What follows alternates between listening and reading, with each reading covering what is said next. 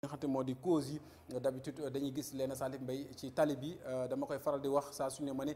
code de la route dañ koo teg ba pare mu nekk këyit yu ñu teg waaye code de ma route moo fi nekk maanaam ni may dawale rek laay dawale te dañu nemmeeku également ci oto yu ci bëri boo xoolee sax daamar googu Léna Salif Mbaye bu ñu la ko wanee ci photo nga gis ne daamar gu bees tàq la nga gis ko doon dawal fanweeri at dong la am màgg dawal gi nag ak juddu dawal dafay bëri ak ñi nga xamante ni borom barke bi ak borom daraja yi ni ñuy dawale seen doom yeeg xale yi loolu lépp daal am na benn vraiment manque d'organisation bu am ci kaw tali boo xamante ni daal ni neex waaye dawale kenn ku ci nekk manque de comportement bi nga xamante aussi am na ci kaw tali bi day firndeel ko cause yi di am ci li xew noonu nga xam ne bu fa fekkoon ay nit heureusement que fekk nañu génn musiba naar la lay jur war nañoo jàngataat ni ñuy dawale fii Sénégal moom ni ñuy dawale oto yëpp buñ leen raxasaatoon yóbbaat ñëpp ñu defiwaat permis yaakaar naa ñu bëri nañ téye seen i permis ndax vraiment il y a vraiment un comportement boo xamante war nañ ko revoir ci la route parce que ay bakkan ñu ngi ci wadd. Merci beaucoup Abdoulaye Ndiaye on se donne rendez-vous à 19h ou bien. ci kanam waa à 19h moins à 18h30 bokk pour joxe yi nga xam ne moom moo soxal li gën a fës ci bopp xibaar yi. Merci beaucoup Abdoulaye Ndiaye ci li nga xamante ne moom nga jot a faram fàccee c'est toujours un honneur et un plaisir de vous recevoir tey jii ci mardi bi li nga xamante ne moo di 23 mars 2021 di ci souhaiter un joyeux anniversaire à tous les natifs de ce jour waaye tamit di jox nuyoo bi ñi nga xamante ne ñoom ñooy fidèles téléspectateurs de l'émission Toi-même tu sais di ko jox ci loxoy Ahmed Zedine mu daal di ko rek wasaare waaye tamit di nuyu di ziar ñi nga xamante ne ñoo nekk ci bitim réew di safoo di ñu seetaan Diaw Samba bàyyi ñu la Mariama Diaw ak ñëpp ñi nga xamante ne ñooy safoo di seetaan émission Toi-même tu sais Ndey Kumba Somb Alaaji Onge Diagne Souleymane Diop su may lim damay juum moom nag cri du cœur la ma yónnee parce que nee na Grand Dakar ba léegi ndox amu fa mi ngi ñaan yàlla ñu wallu leen gaaw ci ndox parce que soxla nañ ko trop comme ni ñu koy defee saay su nekk ci mardi bi dañuy recevoir ki nga xamante ne moom mooy Awa 14-15 millions de problèmes Awa Badji la ravissante casaceuse elle est là sur ce plateau pour rek ñu ànd faram-fàcce ci lépp li nga xamante ne moom mooy 14-15 millions de problèmes mu daal di fi dalal nag gan waaye tamit nag muy wuyoo ci turu docteur Samba Korsar di chef division de la recherche du MSAS moom nag dañuy waxtaanee tey ci lépp li nga xamante ne moo jëm ci vaccin contre la Covid-19 à côté de Awa foofu na dafa am benn affaire boo xamante ne anecdote dinaa leen ko jox fin émission ils sont habillés en tout cas en bleu tous les deux à côté de lui le petit-fils de Ardo Mansour Sow tey nag moom mën na la faram fàcce actualité politique et sociale dalal ci ki nga xamante ne moom mooy tur bi binduñu ko de tey tur bi dañuy invité sa nit te xamoo tur bi mënul nekk Mariama Diouf Bathily nuyu naa la ziar naa la di la dalal très bien habillé comme sànq ni ma la ko waxee avant ñu commencer émission bi bonsoir. bonsoir Ndella maa ngi leen di nuyu ñi ma bokkal plateau bi di sargal tamit seen téléspectateurs yi ñi nga xam ni ñuy seetaan c'est vraiment un plaisir de partager ce plateau avec vous ñëw pour waxtaan un peu si li nga xamante ne tey mooy journée mondiale de la météo. surtout merci beaucoup Alaaji nu mu nekk journée mondiale de la météo tax dañu nekk ci weeru mars jeexagul moo tax Onago Femme tey góor ñi dañu présenté wu monsieur le procureur Alaaji Sall Bigué Ndiaye nuyu naa la ziar naa. bon madame le juge maa ngi lay fay maa ngi lay fay Léna maa ngi lay fay di nuyu suñu invité yi docteur ak professeur Mariam Diouf Bathily maa ngi lay nuyu bu baax a baax di la dalal suñu plateau bi Toi-même tu sais yéen a ma gën a xam wala maa leen gën a xam. ñoo xam na la kon baax na di nuyu Mamadou Mansour le petit-fils de Ardo di nuyu nag sama doom Awa Badji moom yorelul benn papaam bor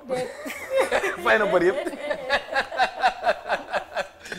Léna di la nuyu di nuyu les téléspectateurs et les téléspectatrices di wax ni moo koy waxee toujours rek yàlla nañu yàlla sàmmal sunu kàddu ba bu ñu fi wax leen lu ñuy jëppee lépp lu ñu fi wax yàlla na doon njariñu réew mi te bu nu jumee nañu xam ne mata di doomu aadama la doomu aadama moom matul intention bi mooy wax lu baax ak wax luy defar réew mi rek bu nu jumee tam nañ ñu jéggal ndaxte lu ne mën nañ koo constat ba mu des accident làmmeñ kon yàlla nañu yàlla musal ci accident làmmeñ merci beaucoup Alaaji Sall Bigué ci noonu la ñuy ko si dugg ci li nga xamante ne moom mooy actualité du net avec notre Mansour Sow national ou international aujourd'hui Mbaye n'est pas là et c'est tout de suite.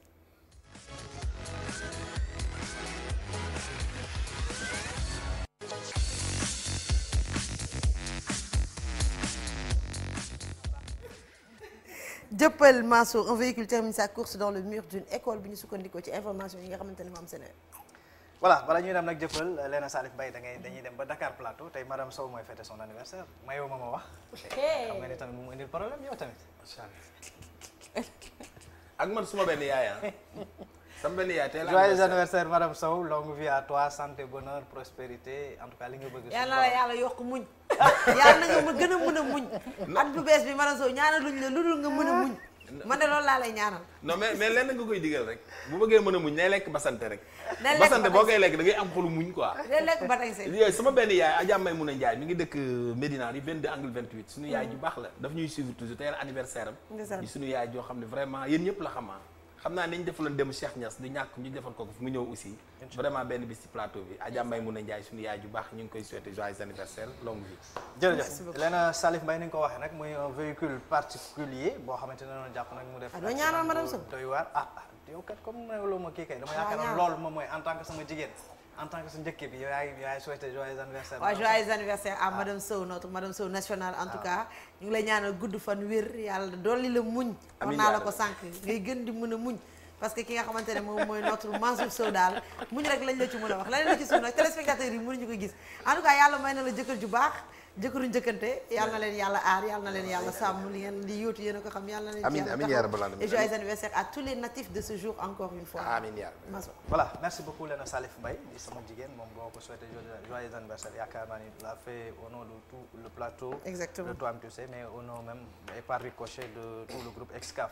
voilà très rapidement ni nga ko waxee léegi li nga xamante ni moom mooy actualité du net bi jëm ci benn oto boo xam ne c'est un véhicule de type particulier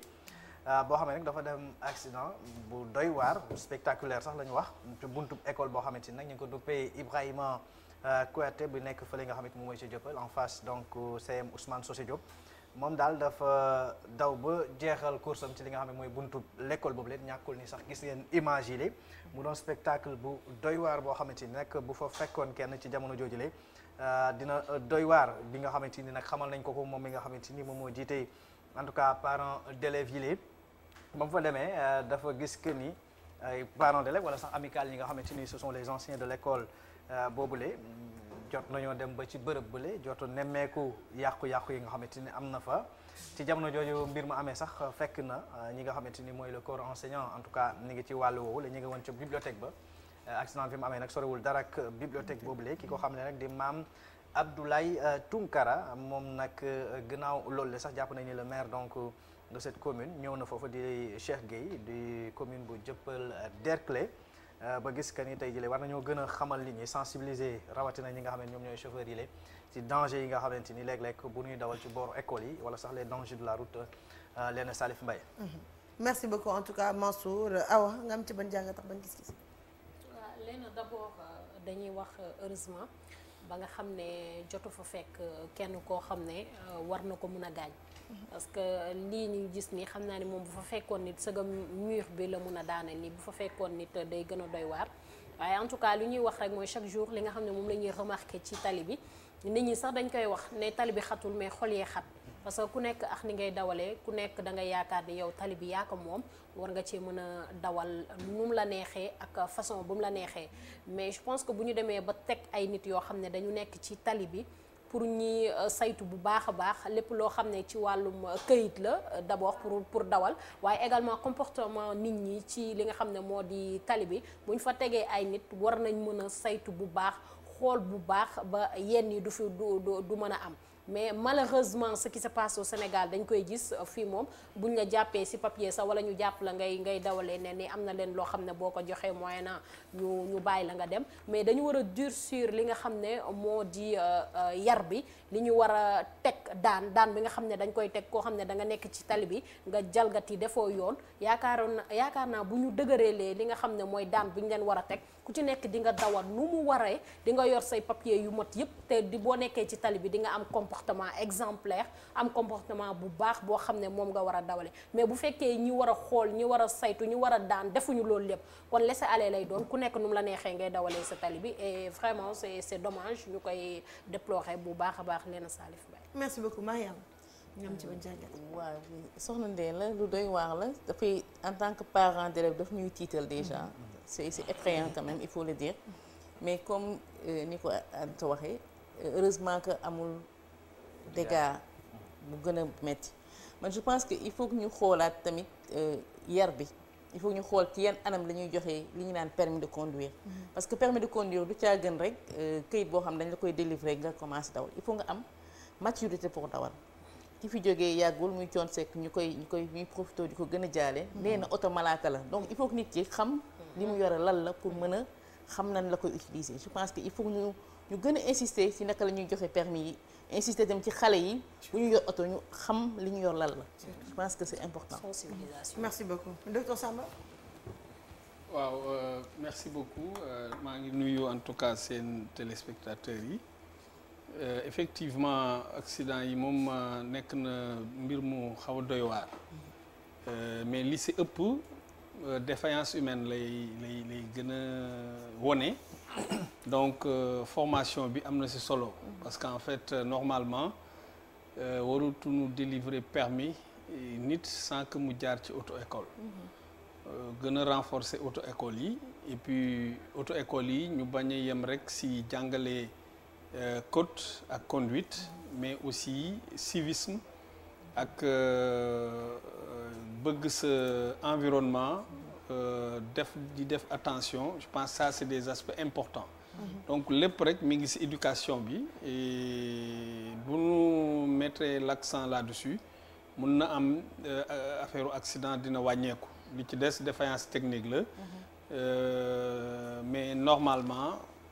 nañu renforcer éducation bi et dooleel également auto-école yi et exiger à ce que aucun permis ne soit délivré sans que la personne ne passe dans une auto-école. Merci beaucoup Alaaji Sada Bigué. bon d'abord moom mii di ko masawa xaw ma mooy borom oto bi xaw ma mooy chauffeur bi mais xam naa ni choc bi moom dina am lu mu def ci yaramam parce que choc dafay metti toujours. di ko masawu mais aussi ñuy ñëw ci li ñu wax sànq. gis nga réew mi il faut dafa am lu fi am code de la route moo fi am mais ici code de ma route moo am parce que tey kii boo xoolee diggante bi fi nekk li excès de vitesse la de. lan ban tali la war a mën a daw fii ba war a mën a saaraan. école nekk ci agglomération en plus. voilà parce que loolu il faut ñu teg ci suñu baaraam diggante boobu. lan la ban vitesse la fa war a mën a daw bay saaraan soit mënul dawal muy li ñuy wax permis yi niñ koy joxee nañ ko xool wala li mu doon daw bari mu dem ba mënatul maîtriser oto. parce que oto boo ko dawee plus de 100 à l'heure équilibré nga ak moom mais boo duggee 110 120 rek moomatoo oto bi. donc kii ni mu mën a daw ba mën a mbëkk miir bi imagine toi tey miir bi tey bu daan woon ci ay nit. wala tey mu fekk ay nit ci bunt bi tey. maar day taal yi te lu nekk mënoon na am. donc il faut ñu yaruwaat. bon du ma ko nag kii parce que xaw ma choc bi nu mu demee mais l'essentiel choc la boo xam ni mënoon na ñàkk. parce que diggante bi muy daw ay excès de vitesse mënu fa am mënu fa daw vitesse bu tax muy mën a saaraan parce que ñu lépp ay chauffeur lañu. soit mënul dawal wala li mu doon daw bari te damay gis ñaar aussi. attention débutante loolu dafa war a xam nga loolu nag li ci xam nga lan moo ko waral docteur gars yi dañuy lijjanti seen permis bi def ko seen poste di jàng dawal ci tali bi. dëgg la oto boo gis ñu bind attention surtout na ngeen baal ma yéen jigéen ñaa waruñu sax bind attention dañu war a jël lettre A bind ko en rouge ko ci sa te ko taf ko ci suuf oto bi loolu boo jàngee auto école sax di nga xam ne moom lañu war a def mais lecture bi nga xamante ne moom tey par exemple même yow boo defee A bi est-ce que nit ñi ki nekk sa kanam wala ki nekk ci ginnaaw xam na A bi la lay xam na xamu ko formation bi dañ ci war a insister moo tax il faut ñu xool ñi ñuy jox permis kenn du ko lijjanti permis da ngay dem passer code de la route ñun bu njëkk man may passe mi dañu joxoon ay livre code de la route ñu jox la man 1988 laa am permis kii laa amoon kii livre la ñuy joxoon da ngay dem passé ñu dàq la nga passé am jël timbre 5000 la woon. ba nga xam ne yow da ngay mën a dawal sax mu lay demee da ngay dem gars yi dañ lay dàq. c'était ñoo koy def exprès pour bàyyi bañ la kii nga xam ne lii ñu lay jox du caaxaan mais léegi da ngay di jënd safar bi def ko poste di jàng dawal ci digg tali bi. moo tax yii rek di am nañ ko éviter bakkan kenn du ko foyee bakkan dafa fort yàlla mi ñuy sàkk sax bu ñuy jël. dafa am malaaka mu ñuy booleel moo xam ne malaaka mi moo koy ñëw jël ak na mu koy jëlee kon bakkan boo fekkee yàlla da la koy jox da nga war a sàmm sa bakkan nit ñi léegi xawma lu leen dalan mais vraiment war nañu xoolaat suñu bopp ñàkk yar bi mi ngi ci lu neex waay def te yaakaar naa dëkk bu demee noonu rek toujours cas yi mel ni dafay am ñu koy masanaw ba xam naa ne choc bi moom metti na ci yaram. merci beaucoup Alaaji Sall bi Mansour. déjà regretter le fait parce que kii wax na ko léegi Alaaji Sall wax na ko léegi boo xoolee au niveau des écoles normalement en plus d'être au niveau d'une agglomération am na soit ralentisseur pour ne pas dire doo daan am na fa surtout et puis au niveau des écoles aussi il faudrait que ñu bàyyiwaat xel aussi que muy am ay garde-fous il faut pas laisser une école comme ça bu nekk ci kaw tali ñu bàyyi ko directement ba nit mën a accéder noonu directement mën a jot mur bi parce que je pense que am na ay barrières yu ñuy def yoo xam ne ça protège les écoles beneen lecture bi ma ci def nag mooy ça montre benn impréparation boo xamante ni peut-être am nañ ko en matière de projection parce que boo xoolee tey jëlee suñu école yu bëree bëri tey jëlee boo xoolee seen géolocalisation li nga xamante ni moom mooy urbanisation galopante bi dafa dem ba muur école yu bëree bëri tey élèves yu bëree bëri dañuy jàng ci gis naa fi école bu nekk au niveau de Grand Dakar quasiment ci biir marché la nekk nga dem Colobane idem foofu est-ce que foofu nit ñi dinañ am quiétude bi nga xam ne moom lañ soxla pour mën a déglu sax la fa war a mën a am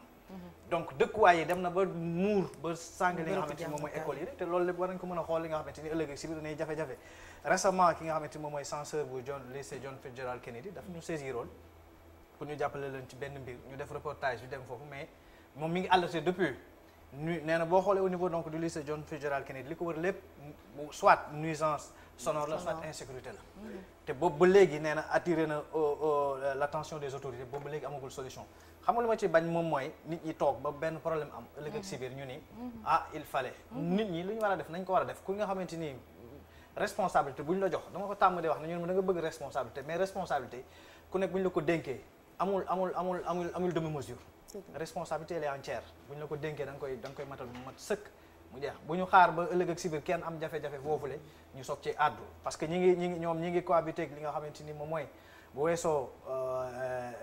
jaaykat yeeg oto yi fay dem ak yëpp mais environnement la boo xamante ni c'est pas trop propice ci li nga xamante ni moom mooy njàng mu tey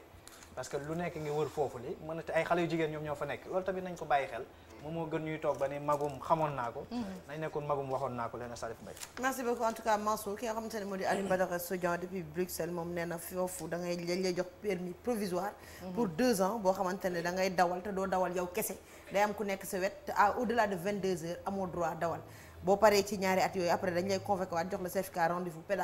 pédagogique pour xool ndax yow apte nga pour ñu jox la permis de est-ce que tamit jotul ñun tamit ñu saytuwaat ci anam yi nga xamante ne moom la ñuy joxe permis parce que fu mu toll nii ñu bëri alaaji raxas oto rek yóbbu na leen ci dawal oto ci gaare ñu bëri yónnent sax léegi mënul nekk de li may xalaat nga di ko xalaat di ko wax mënul nekk de mënul nekk may xalaat ngay xalaat mënul nekk kon tëjal ma xoolal te leen aussi il faut ñu sang gis nga les permis à points yi ñu doon wax nañ ko si c'est important ku def infraction ñu wàññi say points nit ñi il faut ñu leen di sanctionner di laal ci poche yi bu baax di nangu permis yi parce que tant que defuñu loolu rek xoolal xam nga ni yow ñooñu Europe am na yenn heure ba fa déggee choc rek moom xamal ni moom dégâts bu lay doon sama benn nijaay da daan wax naan bu sonne dama ko naan nijaay mun dama maa ngi mel tubaab bu def choc man ko tax mënuma chocu tubaab day rëy parce que du ñu def choc moo tax saa bu ñu defee choc bi day rëy mais c'est ça te loolu jar na ko mais fii ni nga waxee rek da ngay raxas oto arrière commencer suba ma gis da nga yor taxi et puis taxi nga yor transport en commun c'est grave c'est grave. merci beaucoup en tout cas Alaaji Sall Bigué Mansour ci noonu la ñuy xuusee dugg tey ci li nga xamante ne moom mooy journée mondiale de la météorologie ñu daal di ci dalal suñu gan di Mariama Diouf Bathily.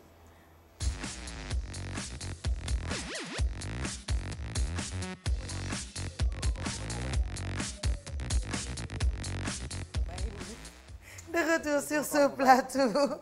tey nag ñu nar a waxtaanee li nga xamante ne moom mooy l'océan le temps et le climat à l'honneur lu ko waral nag tey di bés bi nga xamante ne moom la ñuy màggal lépp li nga xamante ne moom undi ci wàllu météo Mansour nga dalal ci ki nga xamante ne moom mooy Mariama Diouf Bathily di cadre technique météo. voilà madame Bathily déjà par rapport ak li nga xamante ni mooy la thématique bi ñu choisir cette année-ci en tout cas un triptyque bu jëm ci wàllum li nga xamante ni mooy océan wax climat ak temps. Déjà, si on peut avoir un aperçu, pourquoi le choix d'un tel thème, vu le contexte actuel? D'accord. Donc, merci Moussa. Mansour. Sow. Donc, juste balaa ñuy commencer, comme météo moom, du chaque jour la ñuy am occasion waxtaan ci benn plateau nii. Il faut ñu wax tuuti historique wu li tax thème boobu ñëw. Donc, boo xoolee thème bi. du ñun ñoo ko joxe dafa jóge ci benn organisation bu mag bu ñuy wax organisation mondiale de la météo bi nga xamante ni ñu ngi ko teg depuis 1950 mais il faut dire que 1961 lañ commencé xalaat ne wax nañ tànn benn bés boo xam ne dañ ciy jëmmal li ñuy wax météo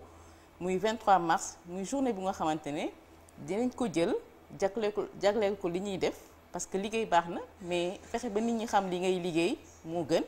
Donc moo tax depuis 1961 chaque 23 mars du Sénégal kese à travers tout le monde ci pays yi nekk ci organisation mondiale bi yëpp dañuy célébrer li nga xamante ne mooy journée mondiale léegi chaque année ñoom ñoo joxe thème bi moo tax te ren ñu joxe thème boobu muy océan temps ak climat boo gisee ñu joxe thème boobu dafay bëgg a won nit ñi ne ñetti termes yooyu dañu am interconnexion. mënuñu wax climat temps te waxuñu climat mënuñu wax climat te waxuñu océan parce que tey si tey temps bi mooy li nga xamante ne moom la ñuy yëg mooy suñu yëg-yëg tey bu ma génnee ma ne la Mansour léegi si biti temps ban la am da nga mel ne dafa tàng dafa sedd wala dafa ngelaw donc loolu mooy temps yëg-yëg bi ngay am léegi. climat nag pour ñu am ko il faut que nga natt temps boobu si ay diir yu yàgg pour mën a wax ne climat région bi wala localité bi lii mooy climat tey d'accord nga ak man que ni climat Dakar ak climat Tamba bokkul donc il faut que nga natt temps bi lu yàgg pour mën a déterminer climat. beneen affaire bi mooy océan boo seetloo tey ñi ngi si li ngay wax ñi ngi ci système terre fi ñuy dëkk nii mais ci planète bi boo xoolee 70% yëpp ndox moo ko am dañu wër ndox daf ñu wër te ndox boobu dafa am jeexital bu important ci suñu dund donc loolu moo tax tey ren vraiment ñu bëgg a wax nit ñi lan moo tax ñu war a xalaat nañ ku nekk ci ñetti termes yooyu important na pour déterminer li nga xamante ne mooy suñu dundin. bu ñuy wax nga ko léegi ni quasiment 70% en tout cas li nga xamante ni moom mooy surface de la terre océan la maanaam ñu ngi gis on a mis en exergue li nga xamante ni moom mooy géej. le contexte sénégalais dafa particulier boo xoolee ci ay bés bi leen ni ñàkkul ni topp nga ko dégg nga suñu naataango yi nga xamante suñu mbokk nappkat yi nga xamante ni am na ci ñu ci ñàkk seen bakkan buñ ko réadapté li nga xamante ni mooy contexte bu Sénégal bi nit ñi ñoom ñoo approprié wul comme il se doit li nga xamante ni moom mooy les prévisions météorologiques wala qu'est-ce qui explique aujourd'hui qu'il y ait toujours jusqu'à présent certes il faut reconnaître qu'il y a eu au moins am na la situation s'est beaucoup stabilisée par rapport ak ay années ci ginnaaw maintenant jusqu'à présent mbir mi day wéy di am ñu ci ñàkk seen bakkan souvent ay conditions yoo xamante ni dañuy gis que ni c'était pas favorable pour ñu mën dem ci géej. tout à fait Mansour et vraiment c'est déplorable parce que li nga xamante ne léegi rek tonton Sala wax na ko lu nga xamante ne am na ñàkk bakkan rek dafay tiis surtout bu fekkee ne ñun ñi ngi jéem fexe ba saytu pour wax leen ne lii baaxul mais dafa am benn réalité bu am ci suñu dëkk bi mooy mool dafa am culture am da ngay dégg mool yu la naan moo déglu météo pour dem géej ça c'est un fait beneen fait bi mooy aussi du ma leen ko jàngal aspect économique bi daf ci am solo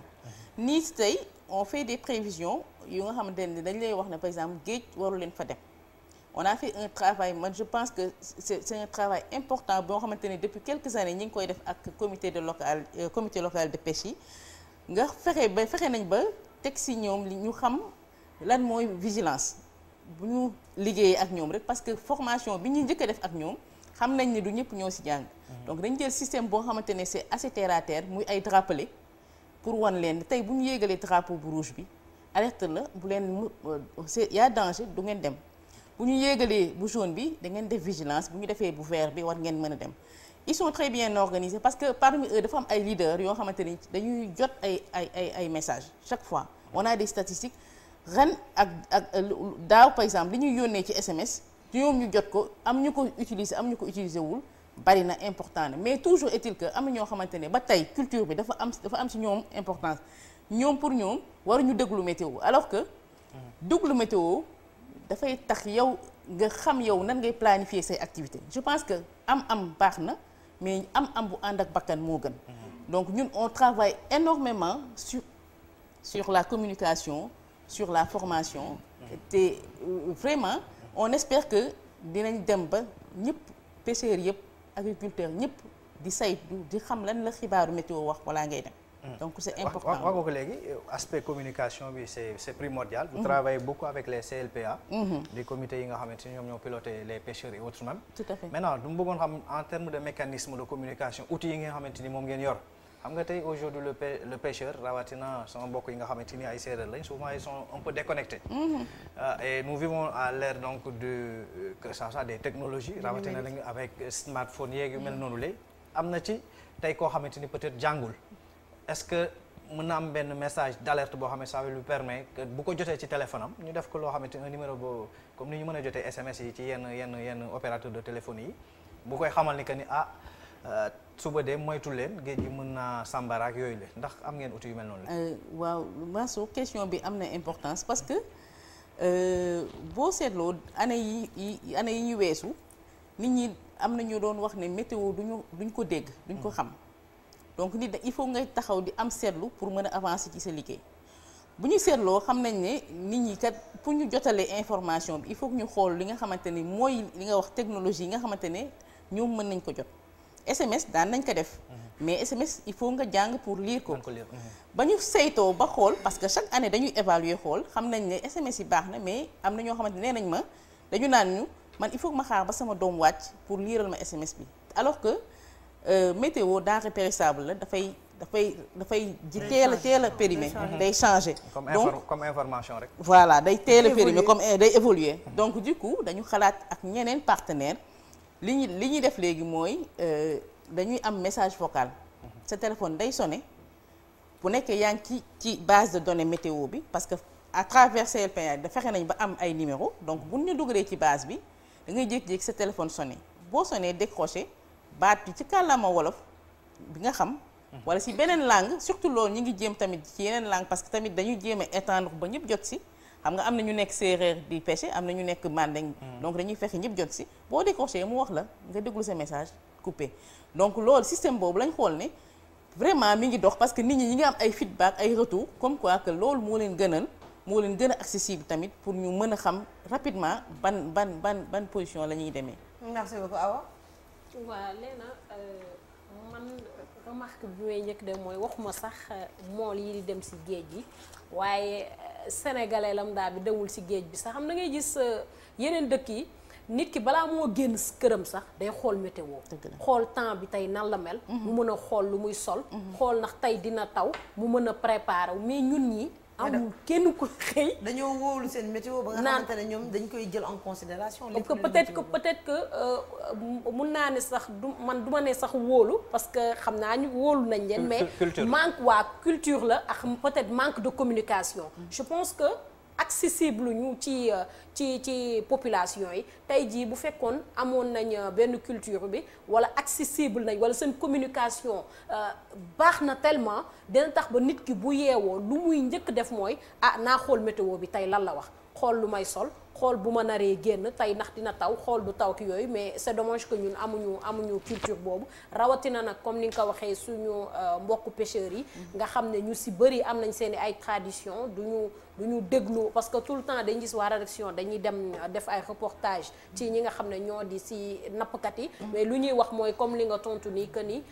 duñu déglu météo sama maam ay nappkat lañ woon man nappkat laa damay di affaire genre yooyu noonu la ñuy wax mais tey à part ci domaine boobu nga xam ne mooy ci nappkat yi te yéen a ngi ciy liggéey est-ce que yéen a ngi élargir tamit que bu bañ a doon nappkat yi kese mais askan bi yëpp population bi yëpp war a mën a xam météo njëriñam ak bu xëyee lan la war a def xool kook genre yooyu que mu gën a accessible ci population mais pas que travail bi ngeen di def kese ci côté nappkat yi. Merci soxna si en fait ma soo moo laajte ci côté nappkat yi mais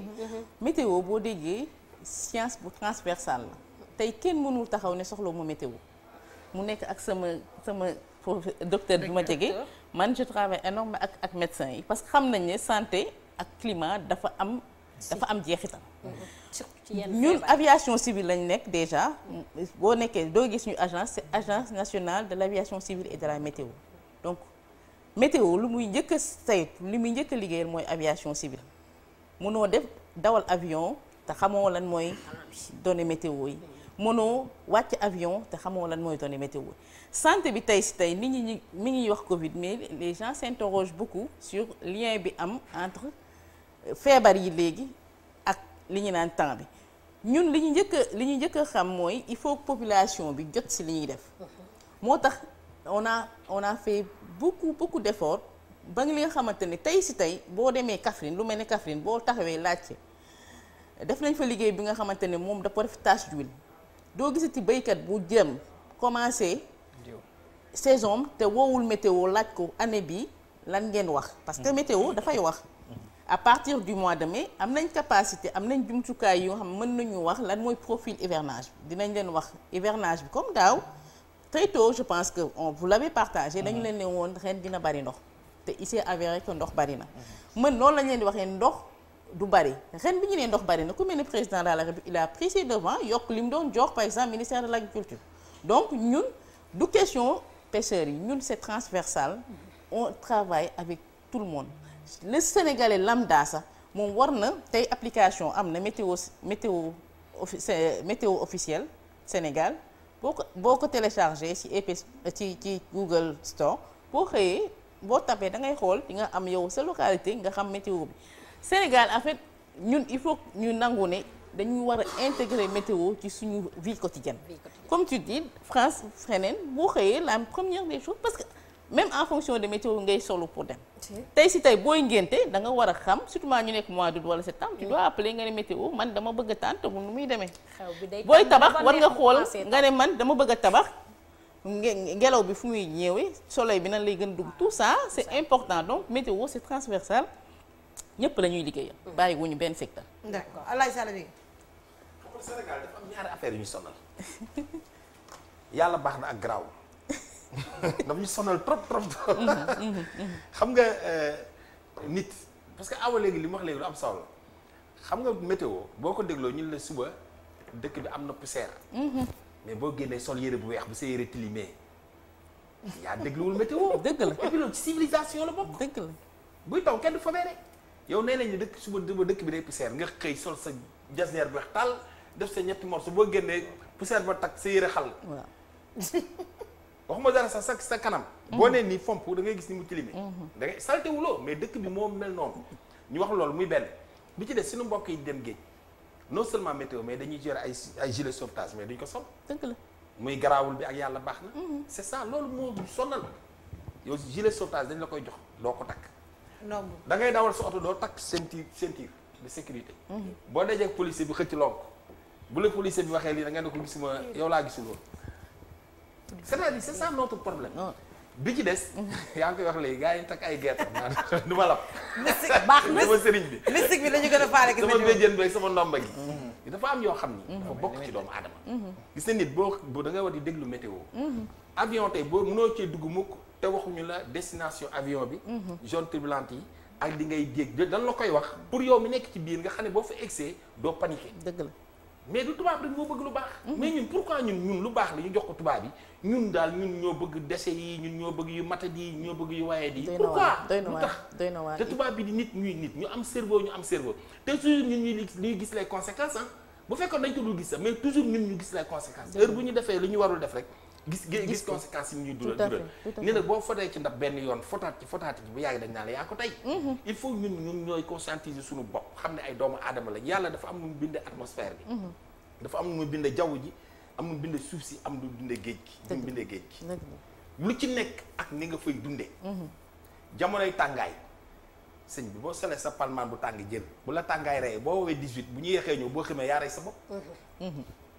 mais dëgg la seddaay nga sol lu oyof bu la ngelaw lu duggee boo ku laa deere yaa rey sa bopp dafa am loo xam ne leena ci civilisation la bokk ci bindu yàlla moo ñu bind ñu am xel yàlla nag bu ñu bindee ñu defal ñu xel rek la wàccoog ñun leneen lu ñu def ñun la neex et puis Sénégal ñu bàyyi garaawul ak yàlla baax na waaye yàlla bay sa tool de oui merci beaucoup Alaaji Sall bi non merci beaucoup je pense que wax domaine bi ay tey c'est un domaine en tout cas ñun qui nous intéresse particulièrement ndax fi mu ne nii am nañu ñaari projet de recherche yoo nga xam ne nii ça s'appelle système d'alerte précoce tout à fait par rapport aux maladies climato-sensibles l'idée mooy fexe ba ñi nga xam ni seen feebar temps bi ak climat bi ni mu demee da koy yokk dañ leen di def ci benn base connecté leen si pour que régulièrement quand le risque est là qu'ils puissent être informés à temps comme ça bu ñuy génn ñu mun a jël ay dispositions pour que mbir mi bañ leen a sonal étude bi nag ñu ngi koy def dans la zone nord et on travaille avec l'ANACIM et la direction de la qualité de l'air et tous les secteurs yi nga xam ni dañuy liggéey ci wàllu environnement et loolu même dem nañu ba léegi ñoo ngi def benn base ce que l'on appelle observatoire national de la santé observatoire boobu seen données yooyu yëpp dañ koy jël régulièrement di ko ci def comme ça chercheurs yi ñoom bu nu diggee dinañ mun a def tous les croisements nécessaires pour di génne des informations yu mun a amal njëriñ population bi donc c'est un secteur éminemment stratégique parce que effectivement comme vous le dites pour ñun ñi nga xam ne dañuy tukki souvent saa yoo waree dem zone booy dem da ngay dugg xool période ba may def foofu qu'est-ce qu'il me faut comme quel type d'habit je dois amener comment je dois me préparer et cetera et cetera éléments yooyu yëpp dafa am solo et je pense que il faut encore faire de la communication pour que comme ni ko Awa waxee ñu dugal ko ci suñu habitude parce que bu jamono dee dox da nga war a dox ànd ak moom profito ci avancée technologique yi profito ci xam-xam yi parce que effectivement xam-xam yi ngeen di génne dafa am njëriñ mais malheureusement ñun duñ ko jëriñoo en tout cas la plupart des populations duñ koy jëriñoo donc communication war nañ ko mën a focus jëmale ko ci côté boobu. merci beaucoup docteur Samba man je pense que duñ ko jëriñoo am na gàllankoor yi nga xamante ne moom laa ci seetlu muy ñàkk am réalité du terrain parce que problème boobu la ñuy am souvent ñu ngi commencé ak Mansour ba muy expliqué ne dañ koy jox message wala ñu jox la ko te boo xoolee la plupart yi nga xamante ne dañuy utiliser loolu parce que yemoon rek ñi nga xamante ne ñu nekk ci géej bi des fois nga gis chauffeur wala 7 places nga xëy suba war a dem benn dëkk nga yeewu fajar dugg ci oto bi brouillard ngay gis ba ngay egg da ngay tari saar ba ngay egg ñàkk xam temps bi ak yooyu noonu yëpp kon nekkul rek ci ñi nga xamante ne ñooy liggéey ci wàllum ndox kon information dafa dem war a jàll ba ci ñooñu mais ñooñu tey yan couche la ñooñu tey fan la ñu toll ci seen jàngum diine ci seen jàngum nasaraan ci seen jàngum nu ni mel ba nga xamante ne information yi naka lay awee ci ñoom ñooñu tey nan la ñu war a toll ba nga xamante ne seen gëm-gëm tey leena dina déglu Mansour ñu aw xool ci Mansour parce que tey booy dem wax a sa doom sax bu la déglu da nga naan da ngay xaar papam parce que da ngay yaakaar ni soo waxee papam dina wax ak moom pour mu àgg ak moom ci information bi kon ñu dañu war a am réalité bi nga xamante ne war nañ ko étudier pour am accès ci ñi nga xamante ne ñoom la ñuy gis ci ñooñu yooyu ñu ciy yëngatu parce que wax nga ko sànq am na ñi ngeen li nga expliqué ni dañuy dem ba ci biir ñoom mënuñu ko gëm ñooñu mënuñu ko gëm parce que dégluñu leen mais am na boo leen fa jaaree dinañu déglu ñu ngeen fa jaar par la force ba nga xamante ne tey dina wàññi lu bëri li ñuy gis ci accident yi dinañ wàññi lu bëri li ñuy gis ci ñi nga xamante ne dañuy dem géej te duñuy ñibbisi dina wàññi tamit lu bëri ci yenn jàngoro yi nga xamante ne nit ñi ñu ngi koy doxal yaakaar naa ñàkk xam réalité boobu mooy suñu perte temps ci lu bëri parce que à chaque fois dañuy commencer fii après ñu xam ne yoon bi baaxul ñu jëlaat beneen yoon ñi nga xamante ne ñooy bitim réew ñoom dañ leen di wax bravo parce que ils ont réussi dugal ko ci seen culture ñoom xam nañu seen réalité doom xam nañu nan la ñuy aw ba jóge fi ñun problème boobu la ñu am jërëjëf léeg-léeg ñoom aussi nañ juuma léeg-léeg ñu wax dara ñu koy papa sakkan mi nga sama fan yële passé ngelaw gu métti bi bu mu amee tegaat nañ fi ay journée day ngelawul la jox patience juum bi ngeen di juum de non bu nañ ne mbirum yàlla la parce que des di nga lim ne day taw ba gars yi dañ leen di taw fan xam nga loolu prévision la boo non léegi li muy wax nii c'est extrêmement important prévision la en fait il faut que nit yi ñu xam lan mooy liggéeyu météo awa li muy wax nii man je le vis dans ma famille da ngay wax ñu ne la yéen da ngeen di wax rek mais science bu fi nekk la une science n'est pas tout le temps exact lu mel ni météo dafa am li ñu naan prévision dafa am pourcentage d'incertitude il faut que nit ñi ñu xam loolu même en France même aux États-Unis même ñi nga xamante ne ñooñu gën a ëpp ay jumtukaay te ñun tamit liggéey bi ñuy duñ ko xeeb parce que avec le moyen yi ñu am dama wax peu de moyens parce que état mi ñuy jàppale on a de bonnes ressources humaines bien que doyul mais ñi ngi jéem si li ñu mën li important mooy boo xoolee statistique ñaata prévision lañ def yu baax que yu bonul foofu ngay mën a xamee nga jox ñu ne seen prévision yi du baax mais su ma la nee tey dafay ngelawul nga jàpp ne météo li muy wax du dëgg dafay xaw a biaisé information bi il faut que ñu dellu ci base bi xool ci année bi ñaata prévision lañ joxe ñaata moo ci réussi ñaata moo ci mais lan moo koy def waaw incertitude parce que lu bari mën na ko def tey si tey boo xëyee ne yow da ngay jóge fii dem Saint-Louis xool temps bi nga war a def calculer nga ko am na ay gàllankoor yu la mën a dab ci yoon bi te benn affaire am na ñun dañuy jël données observer am ay yeneen jumtukaay yu dugg li ñu naan ay modèle ak expertise u kii def prévision pour génne xalaat lii mooy amaat suba gannaaw suba dafa am prévision yoo xam ne day dem ba 10 jours prévision yooyu dina metti mu exact plus nag ngay jege échéance bi plus prévision yi di gën a leer ci sa bopp. une prévision plus que mu parce que ñun dañuy jéem a dem ba 10 jours 15 jours mais 15 jours yooyu taux d'incertitude mooy gën a bari que bu ñu wàññee échéance bi. donc loolu mooy tax mais li ñuy dimbale mooy dañuy travailler tous les jours def mise à jour tey mën nga def prévision 15 jours 10 jours mais suba da ngay ñëwaat xool boo xamee ne li nga defoon am na lu ci dugg loo xamante ne nii changé na données yi parce que day am li atmosphère la li ciy xew day changer tout le temps c'est pas stable affaire yu yàlla mooy 100% ñun ay nit lañ dañ ko jàngi jéem ko def donc dañuy jéem chaque fois di xoolaat di jéem a nag rectifier wu mais j'avoue que Awa il faut que ni population yi ñu may ñu loolu ne c'est pas une science exacte docteur il faut que mu am ay incertitude ngeen xaw ñu ko baal xool si nga xamante ne moom lu jàdd lay gën a lijjanti ko luy dem waaw mi ngi noonu mais da ngeen di xool tamit da ngeen ñuy jàppale sénégalais yi lan la ñuy doxee xaaral réalité yi parce que man maa ngi koy laaj sànq par rapport ak réalité yi parce que tey xam nga sénégalais boo ñëwee naan ko tey 27 degré 3 degré xam nga sa degré da nga koy sonal lu ci bëri problème bi moo tax ma ne est-ce que réalité bi xam nga tey ji bu ñu toogoon par exemple ñu ne tey de ko bëggoon jug tukki di dem Kédougou na nga moytu yoon bi parce que dafa bëri lii ak lii ak lii tey kiy déglu tey mun na ne xaar ma bàyyi ba nga xamante ne dégg naa lu ma leer parce que il faut que ñu adapté wu ci réalité bi parce que bu ñu fiy toog naan tey am na brouillard di ngay tudd sax kenn la mooy brouillard dama d'accord nga bëgg fa nekk naan ko dama d'accord parce que en fait li gàllankoor météo mooy dafa am langage bu xaw a technique bu xaw a compliqué même ñun entre experts yenn saa yi c'est compliqué donc à plus forte mesure ñi nga xamante ni jànguñu ko muy population lambda système li nga wax noonu comprendre ko moo tax depuis des années ñuy def formation di liggéey ak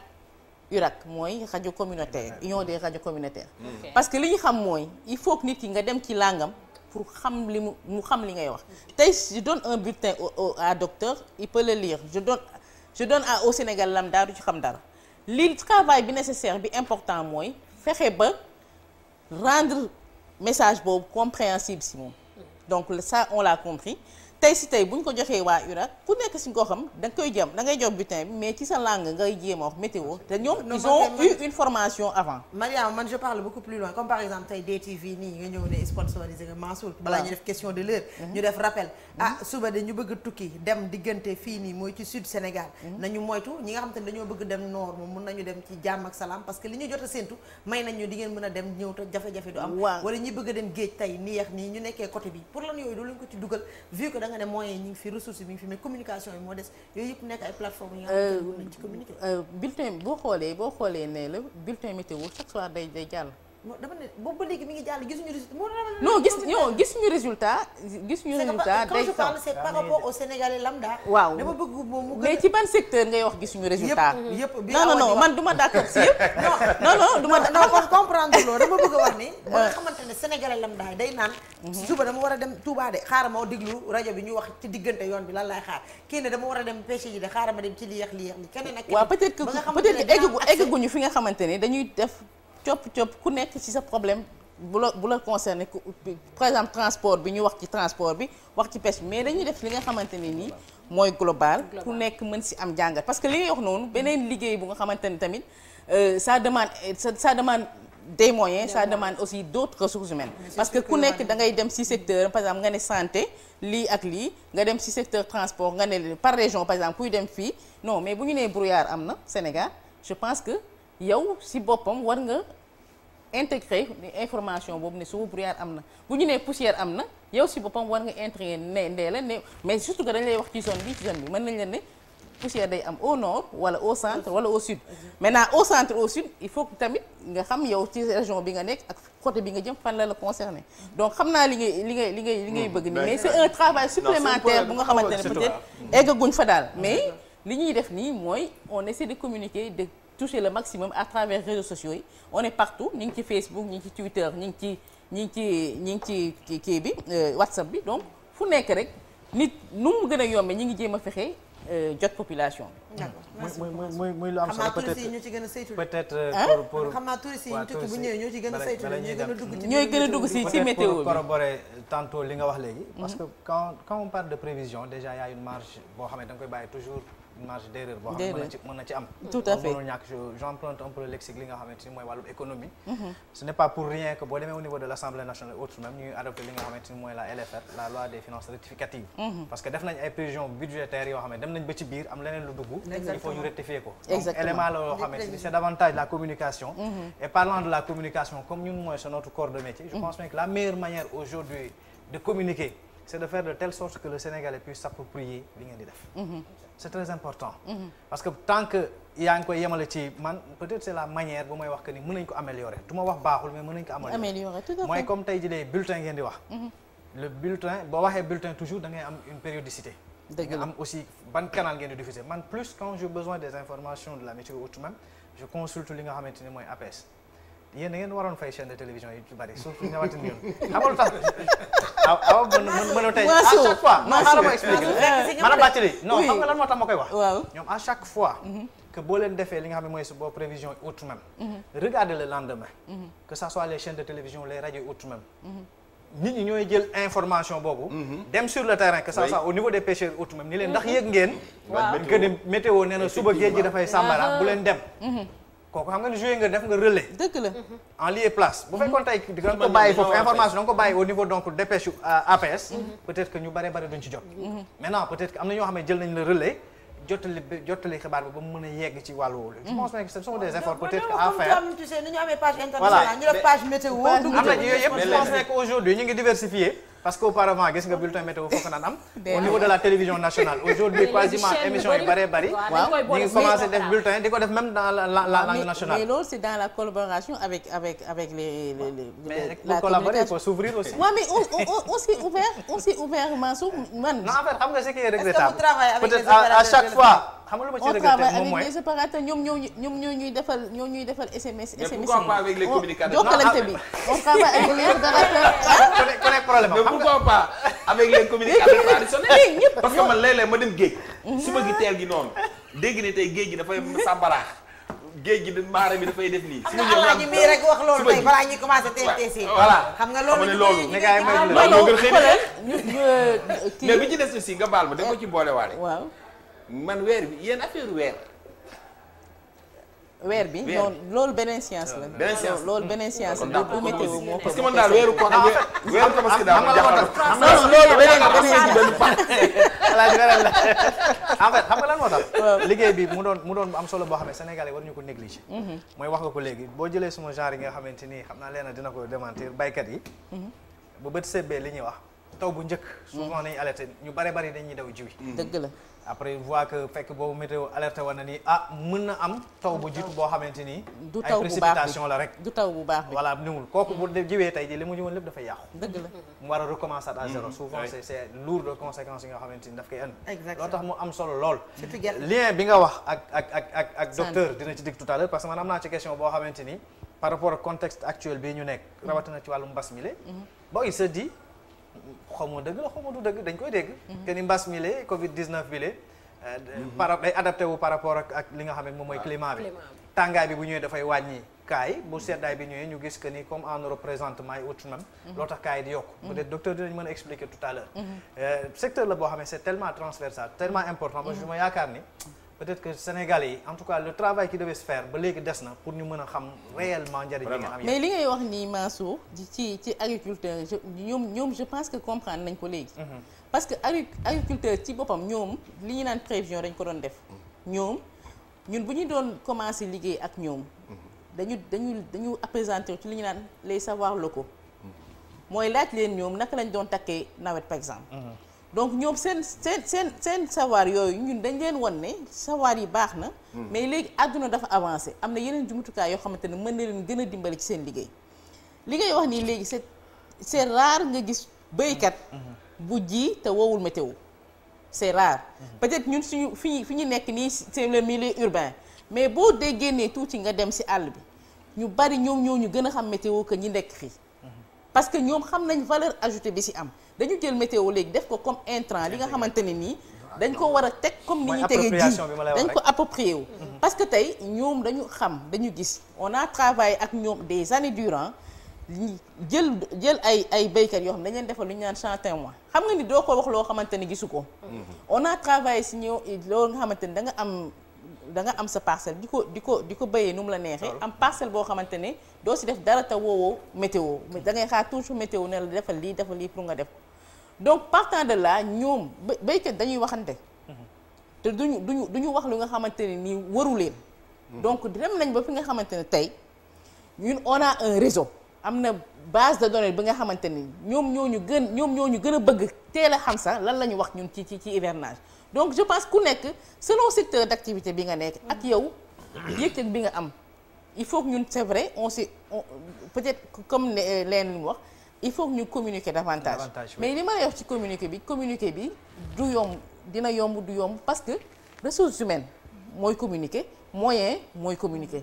lii di SMS yi rek pour sénégalais fay SMS météo kan moo koy nangu fay pour am xibaaru météo. waaw mais boo jàpp buñ exiger ci opérateur yi. non en fait lenn yomb na buñ ko jàppee ni comme ni service public la. waaw tey am na numéro yu vert yoo xamante ni dafa am tey boo ko cay woote doo fay dara. waaw daa jàppee ni comme lii am na loo xamante ni tamit yaakaar naa ni boo bëggee sa population appropriée li ngay def. am na ci ay bi nga waxee ressources humaines ak leneen sax feneen laa xalaate woon. plus peut-être que dafa am nit ñi dañu doyul wala. nit ci doyuñu non ressources humaines mooy nit ci doyuñu. parce que travail bi ngay wax da ngay dem terrain da ngay wàcc da ngay dem ci géej bi da ngay dem si àll bi di nga dem ba Kédougou c'est un travail de longue haleine. foofu la état di duggee nag comme da ngeen di ñëw di installer dugg si yor message yi génne gratuit léegi affaire météo ak lépp luy information sénégalais yi war ko da ngeen di ko def gratuitement loolu yëpp ci contrat yu njëkk yi la mais man dama yaakaar ni fi Mansour waxee même bu nekkee tey da nga ñëw par exemple pour teg fii sa benn puce bu bees sa benn réseau bu bees dañ lay teg ay chartes yoo xam te ne lii météo ak yeneen yi ak service appel ay police ak ay sapeur pompier yooyu noonu ak yenn hôpitaux yi dafa war a am gratuité parce que pour jàppale askan bi pour ñu xoogali ko ci loolu mais tey jafe-jafe yu metti yi nga bëgg jënd crédit 200 pour xam nag suba day taw wala du taw sénégalais yi 200 yooyu dañ ko dem jënd ci surtout bi ngeen wax ci affaire audio yi quoi xam nga koo xam ne amul connexion tey boo ko envoyé audio tamit non du audio dafay du audio jokkalante dafay non message écrit la njëkk a wax après mu ni yéen a ngi non am na SMS mooy dañ lay envoyé message par opérateur bi ngay wax waaw léegi ñun à travers un projet moo doon supporter coût boobu tey projet bi bu jeexee est-ce que agence bi mën na ko jël. moo tax ma ne la coût yooyu est-ce que tey boo ko warul nekk seen cahier de doléance. bien sûr loolu ci vision bi loolu ci vision perspective yi ñu bëgg météo egg la il faut ñu am business model bu nga xamante ne dinañ intégrer opérateur yi ak ñeneen partenaires dinañ intégrer gratuité bu nga xamante ne dinañ mën def donnant ñun ñuy joxe suñu données ñoom ñuy jox tamit population bi. merci donc ci liggéey boobu ñu ngi ciy xalaat. te kuñ ci jàppale tamit moo ñu gënal. non yéen da ngeen naqaree jàppale parce que aw bu ba léegi mi ngi leen di woo. dañoo seen journée mondiale lañ ngeen ñëw. waaw nañ tontu ci loolu. loolu laa ko doon wax ni leen secret secret jàppale métti dañ leen di non awa bul jàppale nee la non nous sommes très accessibles. non mais benn jour on a pas mais j'ai eu son problème. mais tey journée mondiale bi rek ñëpp génn. ñoom ñoo woote sax pour mën a ñëw. non loolu da ngay sànni. bu leen tooñ man maa leen woo. non Mansour non nous sommes très accessibles. mais c'est très important je pense que chaque année ñun en tout cas au niveau de la DTV on perpétue ne serait-ce que même ñu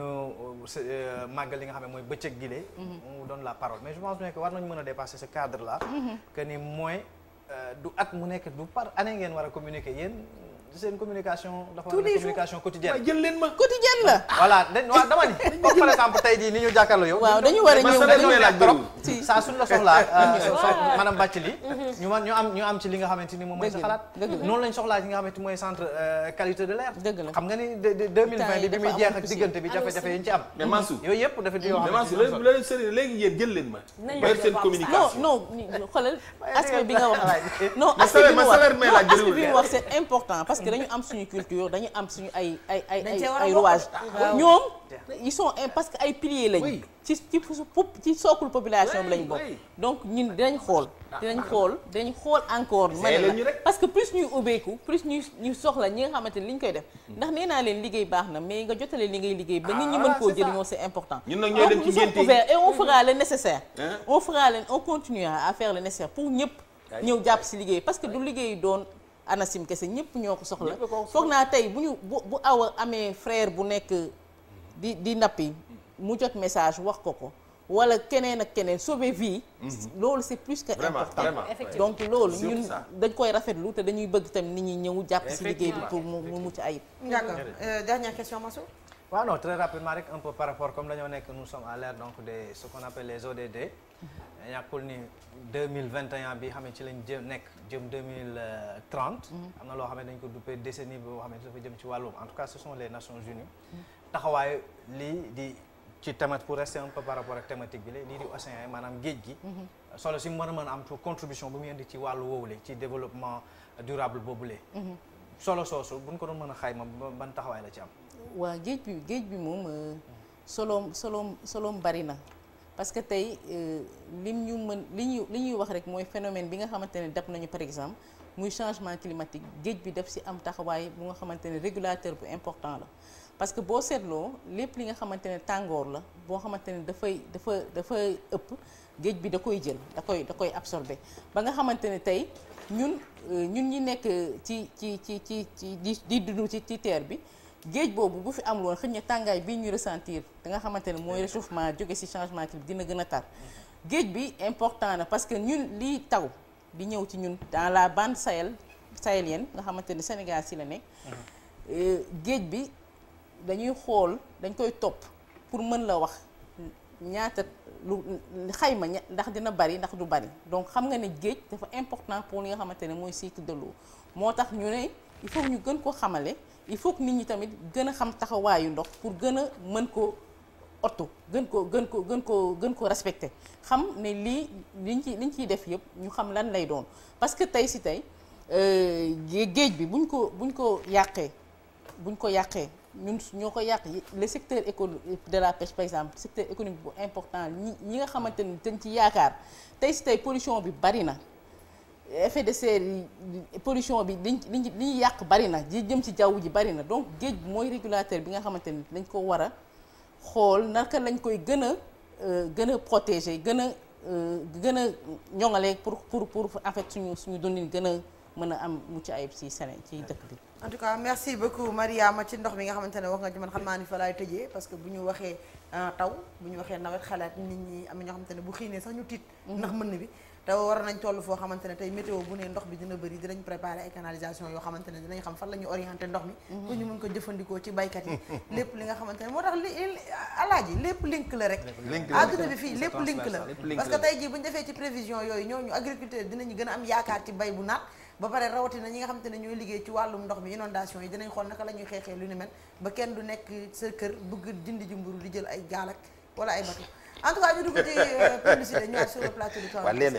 leen yi ngi ci dugal yëpp mooy lan.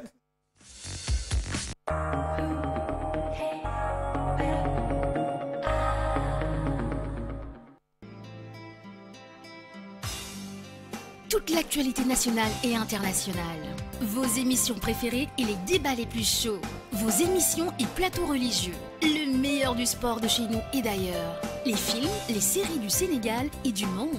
Et les émissions préférées des tout petits comme des plus grands. TNT by Excaf, un pur concentré de tous vos centres d'intérêt et divertissement. Offrez-vous dès maintenant le décodeur TNT by Excaf à 15 000 francs CFA seulement pour regarder gratuitement toutes les chaînes nationales du Sénégal. Et avec le bouquet Mana, regardez jusqu'à 86 chaînes à 5 000 francs CFA par mois seulement. Rendez-vous vite dans nos points de vente agréés ou appelez-nous au 30 128 0000. TNT by Excaf, vivez le meilleur de la télé numérique terrestre partout au Sénégal.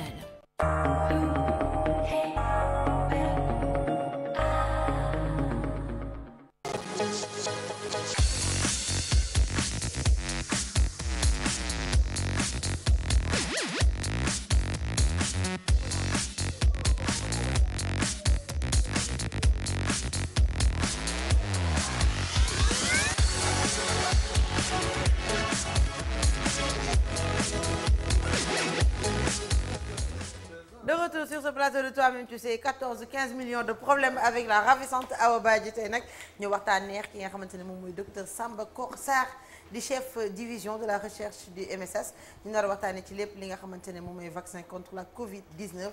entre efficacité ala yàlla dara. vaccin yi bëggoo ko. ah kay. daal de vacciné ko. Léna joxal sa lii. efficacité et risque d'effet secondaire c'est que da nga war a dem vacciné yooyu la ñuy xaaj. ku la ne vacciné wu ma ku la ne vacciné wu ma. foto wu. man sama foto sama kii boo xool xam ne jar na. non boobu ñàkk boobu yàgg na. pistolet lañu. waaw léegi comme nu nga ko waxee rek docteur ñu gis ni bi nga xam ne la ñuy wax ni dañuy vacciner nit ñi ak lu ngir rek ñu mën a mucc ci jàngoro bii di Covid 19 fii ci réewu Sénégal juróon na polémique bu mag ñu si bëri dañu ne woon ñoom duñu dem vacciner wu. ñu indi vaccin yi mu am ñenn ñu ko jot a commencé. mais jamono ji ñu gis ni lii di AstraZeneca bi dafa jur tamit coow ci ay dëkk yu bari ba yenn ci ay réew sax daanaka dañ ko commencé di arrêté ne duñ ko continuer mais fii par contre Sénégal dañu gis ni dañu ne ñi nekk ci professionnel de la santé ñu ne amul benn effet secondaire bu mën a jur nit ñi mën nañ continuer di ko vacciner wu ba tax na sax population bi ñenn ñi ci ñeme woon delluwaat ginnaaw. tey jii nii lan nga ñu mën a wax par rapport à ça ba tax sénégalais yi sax ñu mën a ñeme demaat ngir ñu mën a amal vaccination par rapport ak Covid-19 ngir mucc si. en tout cas merci beaucoup déjà li ngeen def nii lu ñuy jàppale la au niveau du ministère de la santé même bu fekkee ni crainte yi nit ñi di wax ñun yëguñu ko par rapport à nos statistiques. et nos prévisions ce matin rek laa jógee centre de santé bi Gaspard Camara mais dafa fees dell ak ay nit yu ñëw di vacciné wu ndax comme ni ko ñu bëri di xalaate AstraZeneca ci essai clinique la jaar ñetti phase déjà bi ñu njëkkee defar essai bi ñu njëkk a def ils ont vu que bi ñu egsee ci phase 3 bi l'efficacité demoon na ba 70%. mais bi ñu démarré la ñu gis ni efficacité bi dafa yéeg ci ñi nga xam ni dañu âgé de plus de 55 ans efficacité bi gën a yéeg. mais waxuma sax affaire efficacité bi si noonu mais ci AstraZeneca la ñu njëkk a gis sur les 58 candidats de vaccin ci moom la ñu njëkk a gis mu am action ci transmission bi avec une réduction de 67%. Du côté des hospitalisations AstraZeneca am na une efficacité de réduction de l'hospitalisation de 80%. te phase yi ñu jàll yépp amul benn effet secondaire majeur bu tax nit ñi war a mën a tiit amul te ba léegi nii ñi nga xam ne ñi ngi wax naan dafa am une relation avec les effets en tout cas les événements constatés amul benn preuve scientifique bu ko génnee te commission yi gën a xarañ ci monde bi tase nañu te génnewuñu benn relation aujourd'hui entre AstraZeneca bi ak il faut dire une chose aussi xam nga vaccination déjà moom bi mu démarré la recherche dafa nekk un monde de compétition féroce. Nous avons plus de 58 non il y a même 258 candidats 58 ñoo nekk phase humaine yi ci des yépp ci labo yi la nekk ak phase animale 58 egsi na ci nit ñi sur ces 58 là am na si aujourd'hui environ 5 à 6 qui ont atteint leur niveau d'homologation yooyu yëpp nag bu ci nekk da nga am ay laboratoire yu la yore te affaire vaccination dafa mun a coûter xaalis ba nga xam ni képp ku ci dugg da ngay jéem a seet également noo ci génne ce qui fait que la concurrence va être très sérieuse concurrence bi nag day dem si lépp da ngay gis kenn ko nga xam ni day am benn effet bu ndaw ñu amplifier ko sur le plan de la communication pour essayer de décourager les marchés et cetera te AstraZeneca dafa bokk ci il représente 70% du marché que COVAX a acheté.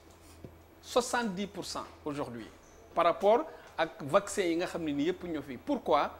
Parce que AstraZeneca sur le plan de la conservation dafa nekk à notre portée nous les pays africains soxlawul ay frigo yu metti yooyu c'est de 2 à 8 degrés. condition de ci leen koy conserver. boo demee ci centre yi ñuy vacciner c'est des kits yu ñu yore amul glace rek lañ ci def amul benn difficulté buñ ci am pour la conservation. À partir de ce moment ñun on a mis en place une commission scientifique buy xool di saytu ba moo tax même bi coow li jógee ñun on est resté serein au niveau du ministère de la santé amuñu ci benn jiixi jaaxa parce que ñi ngi suivre système bi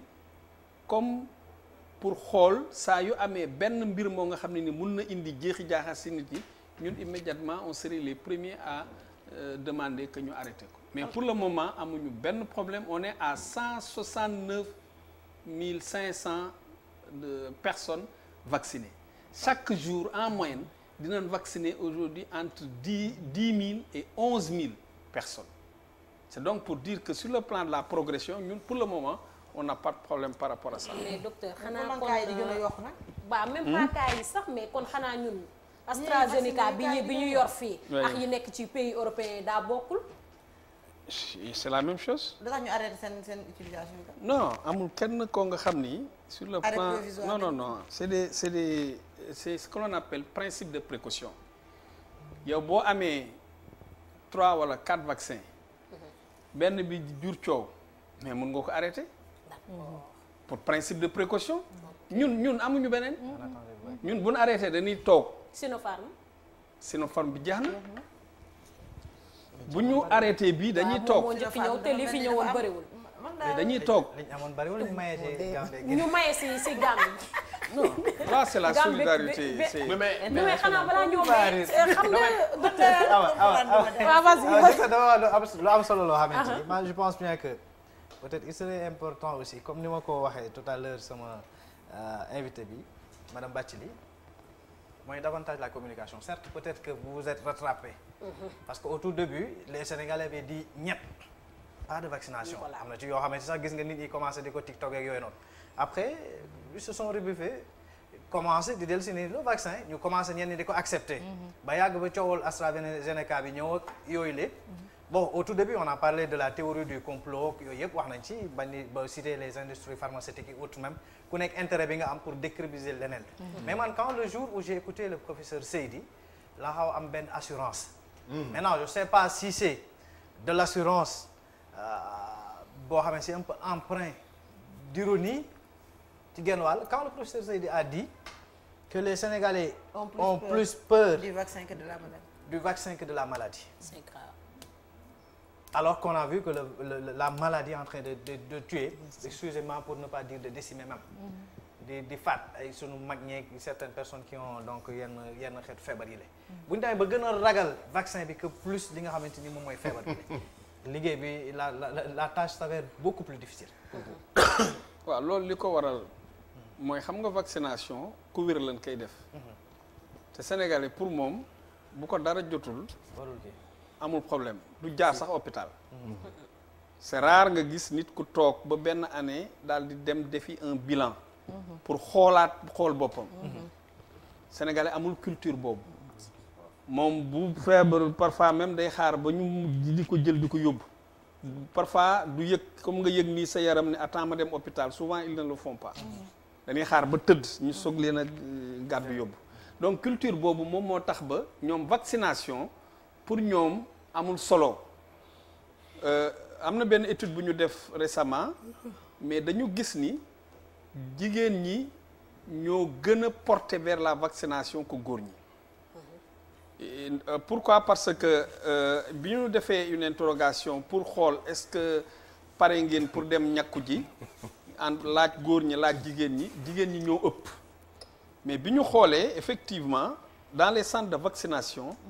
les femmes sont de loin plus présentes ñoom ñooy gën di indi seen doom yi c'est rare de voir des hommes amener des enfants pour la vaccination, ce qui fait que la femme est un peu liée à cette protection, à cette vaccination des enfants, protéger les enfants. Alors loolu dafay won ni sur le plan en tout cas de la culture en termes de protéger la personne, la femme a plus de prédisposition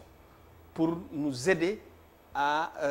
accompagner. Et même quand on regarde aujourd'hui la vaccination sur le plan du sexe, si fii ñu toll nii famille ñoo ëpp jigéen góor ñi. Ça c'est démontré. Mais est-ce que du ñoom li ñu gën a bari moo tax. Non, ce n'est pas cela. jigéen ñi gën a bari ce n'est pas cela parce que bari bi gën a bari bi gën a bari bi demewul noonu. demewul noonu ah. bu ñuy wax góor jigéen ñi ñoo ëpp góor ñi c'est pas si significatif que ça. Voilà, c'est pas si significatif que ça. C'est parce que la femme est plus portée vers ce que l'on appelle la protection, vers la prévoyance. L'homme en général, il aime le risque. Même il sait que le danger est là, il a tendance à y aller. Voilà. Alors que la femme a tendance à dire attention. Mais pourquoi c'est beaucoup plus mortel chez les hommes? Covid. Oui. Pourquoi c'est beaucoup plus mortel chez les hommes? Parce que mais c'est parce que sur le plan de l'exposition, l'homme est plus exposé. La femme est moins exposée, non sur le plan de ses activités, sur le plan par rapport aussi à la fragilité au niveau du système immunitaire. Tous ces aspects-là concourent à rendre l'homme plus fragile par rapport à ce virus. Non, mais sur le plan de l'exposition aussi, l'homme, sur le plan de ses activités, est de loin plus exposé que la femme. Non. loolu moom du kër dama la koy dëggalal sax dama la koy dëggalal ñun góor ñi ñun muy taw daw nañu wuti dépense muy ngelaw daw nañu wuti dépense dama koy dëggal li ma xam góor moom moo gën a exposé boppam ci mbedd bi parce que lépp luy danger rek ci kawam lay parce que ñun ñooy génn comme suñu culture li ñu am mooy góor mooy dem mooy génn mooy wuti mooy indi ba léegi góor bu njëkk ba rek yow leen réew nga de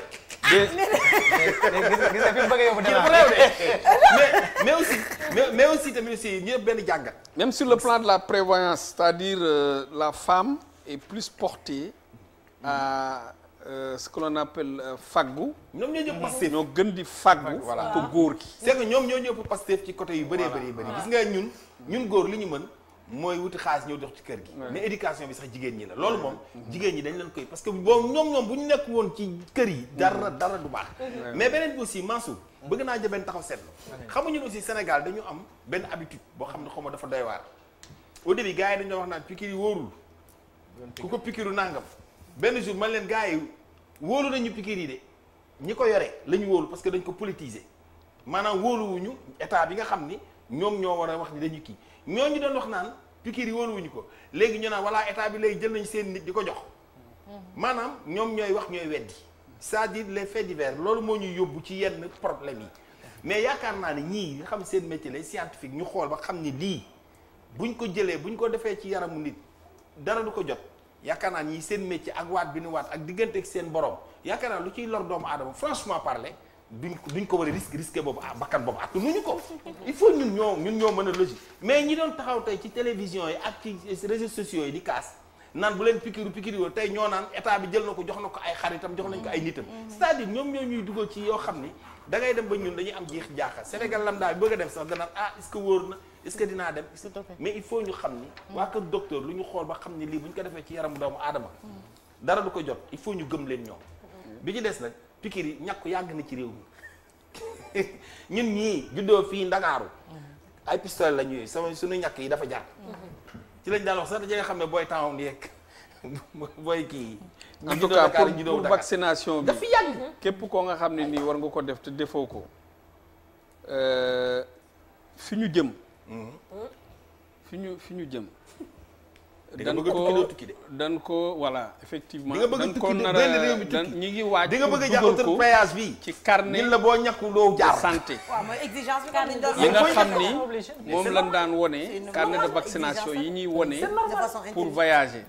au même titre que li ñuy exiger fièvre jaune vaccin contre la fièvre jaune. booy voyager. actuellement li ñuy xaar rek. mooy OMS homologué benn ci vaccin yi wala vaccin yi nekk yëpp en circulation parce que jusqu'à présent c'est des homologations par les autorités nationales et européennes et sous-régionales ñoom ñoo homologué les laboratoires ont signé ñoom ñëpp un engagement pour dire que ni c'est efficace et c'est sûr tous les labos yi participer ci vaccin yi nekk en circulation mais li ñu signé wul mooy signé wuñu assurance parce que processus bi eggagul ndax pour ñu nangoo signé assurance nii lépp lu am ñoom ñoo koy fay il faut ñu valider vaccin bi te pour le moment OMS validé gul mais actuellement am na dëkk yoo nga xam ni boo fa wàccee quel que soit alpha si tu n'as pas un carnet si tu n'amènes pas le truc là on te met en quarantaine pendant au moins 7 jours donc boo fa demoon tukki pour un atelier yow doo participer ci atelier bi alors l'autre ñeneen ñi également boo indiwul carnet bi systématiquement dañ lay tester. mais bi ngeen ko dalee def ba léegi docteur bi ngeen ko dalee def ba léegi amu leen benn cas boo xam comme ñun ñuy dégg ñu naan pikiir nañu waaj fee loxo ba bañ na pikiir nañu benn waay fële dee na. d'abord dañuy dégg c'est vrai am na ñoo xam pikiir lañu ñu am problème feebar ñii nelaw ay 3 jours naa est-ce que yéen amul dégg am na benn vidéo bu nekk di circuler ci sur le net. waa ji mi ngi expliquer ni papam bi mu defee vaccination bi ba pare si la def AVC.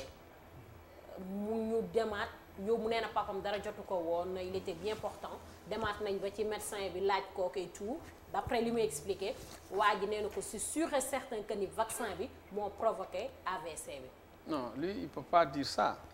parce que même ñi nga xam ni seen xam-xam dafa màcc ci wàllu gëstu mënuñu jël de façon péremptoire.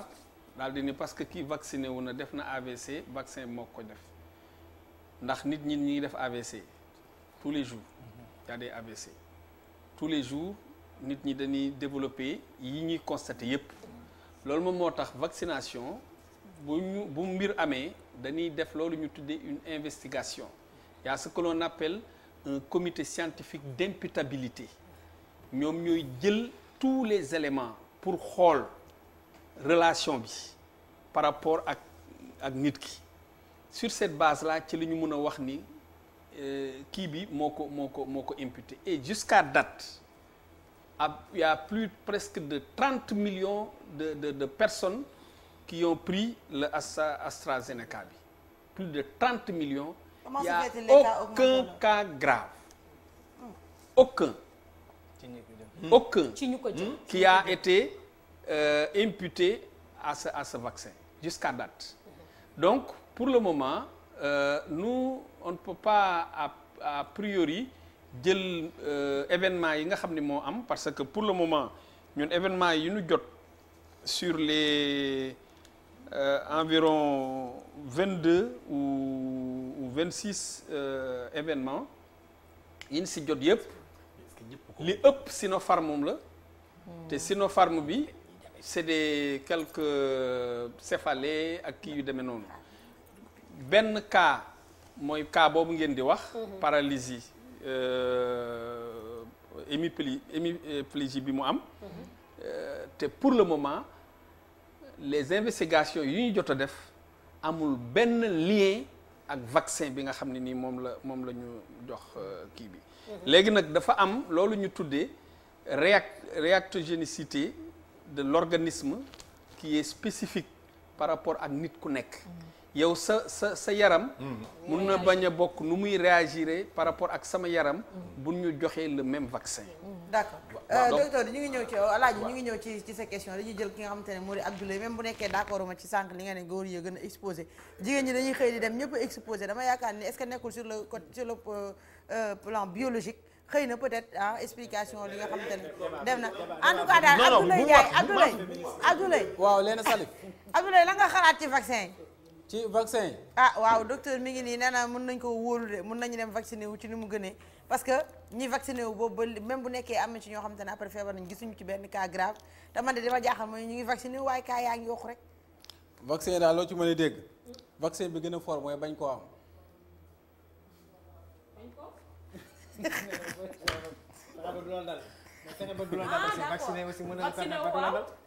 dégg nga wala déggoo ma dégg nañ la. waaw mais respecté mesure barrière yi kon. respecté kon mesure barrière wax ñu la gën a fës ci xibaaru marax ba mu des distanciation sociale.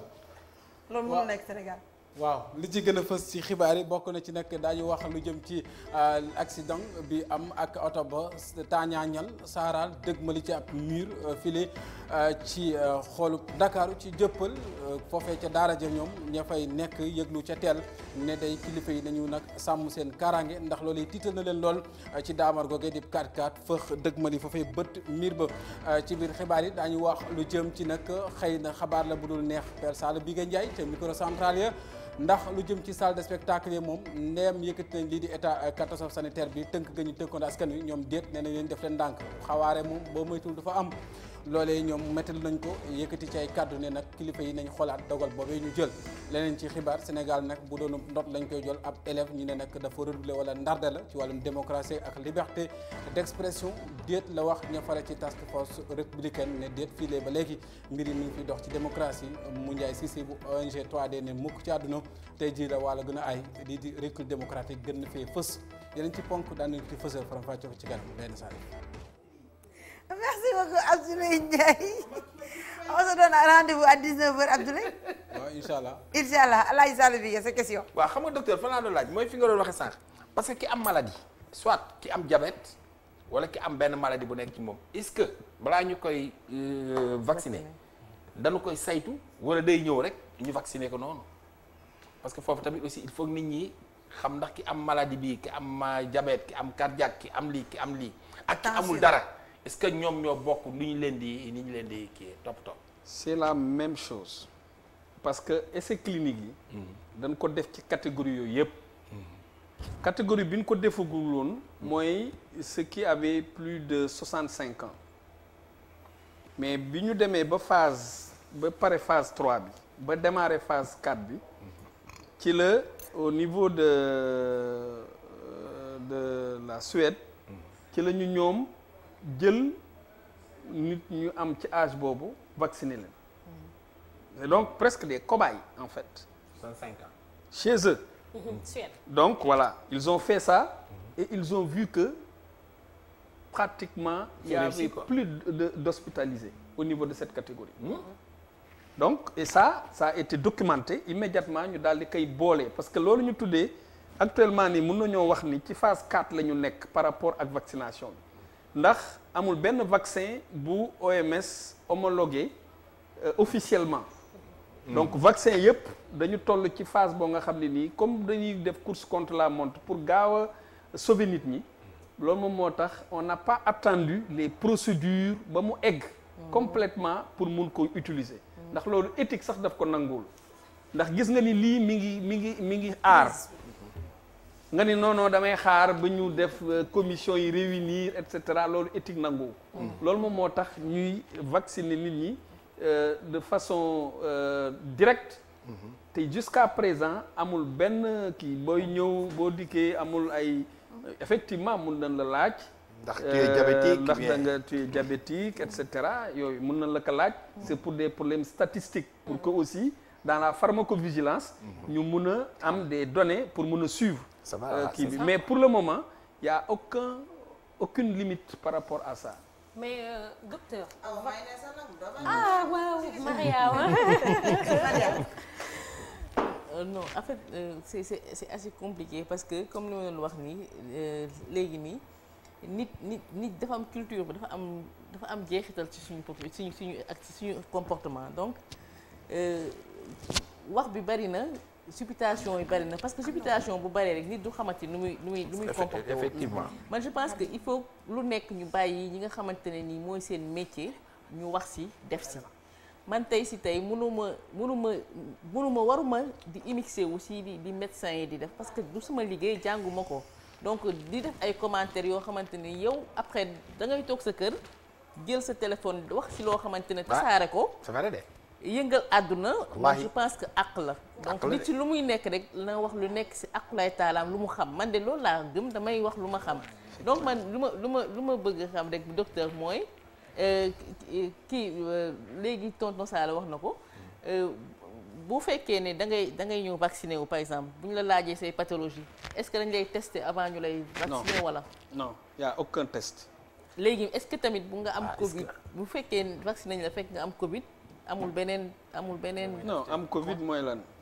nga am corona nga corona ba pare nga fekk yow yaa ngi ñëw vacciné wu nga ngeen koy waxee asymptomatique ba pare nga ñëw vacciné wu amul danger y a aucun problème d'accord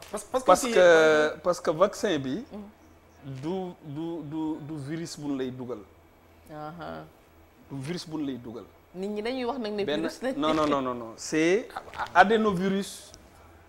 inoffensif adénovirus bu inoffensif waaw boo nga xam ni dañ ko jël muy ci chimpanzé d'accord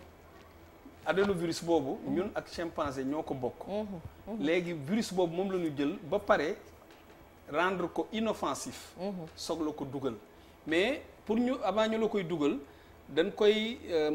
koy modifier ba mu jël jëmmu coronavirus comme ça buñ la ko dugalee yow du la def dara mais day alerter ce système immunitaire ni leen attention Covid bi dugg na fi immédiatement ñoom ñu daal di préparer seeni arme defar seeni soldats defar leen léegi nag loolu il faut que nit ñi xam ko aussi bu dee AstraZeneca bi buñ la ko dugalee sa organisme dina jël presque 27 à 28 jours pour préparer soldats yi defar leen ba ñu dëgër sogo nag daal di diggante avant 28 jours yooyu est-ce que mun la fi dal si mais nag docteur foofu nag la ñu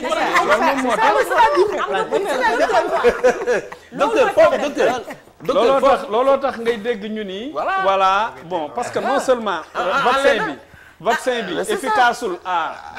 100% loolu premier aspect c'est ça balaa muy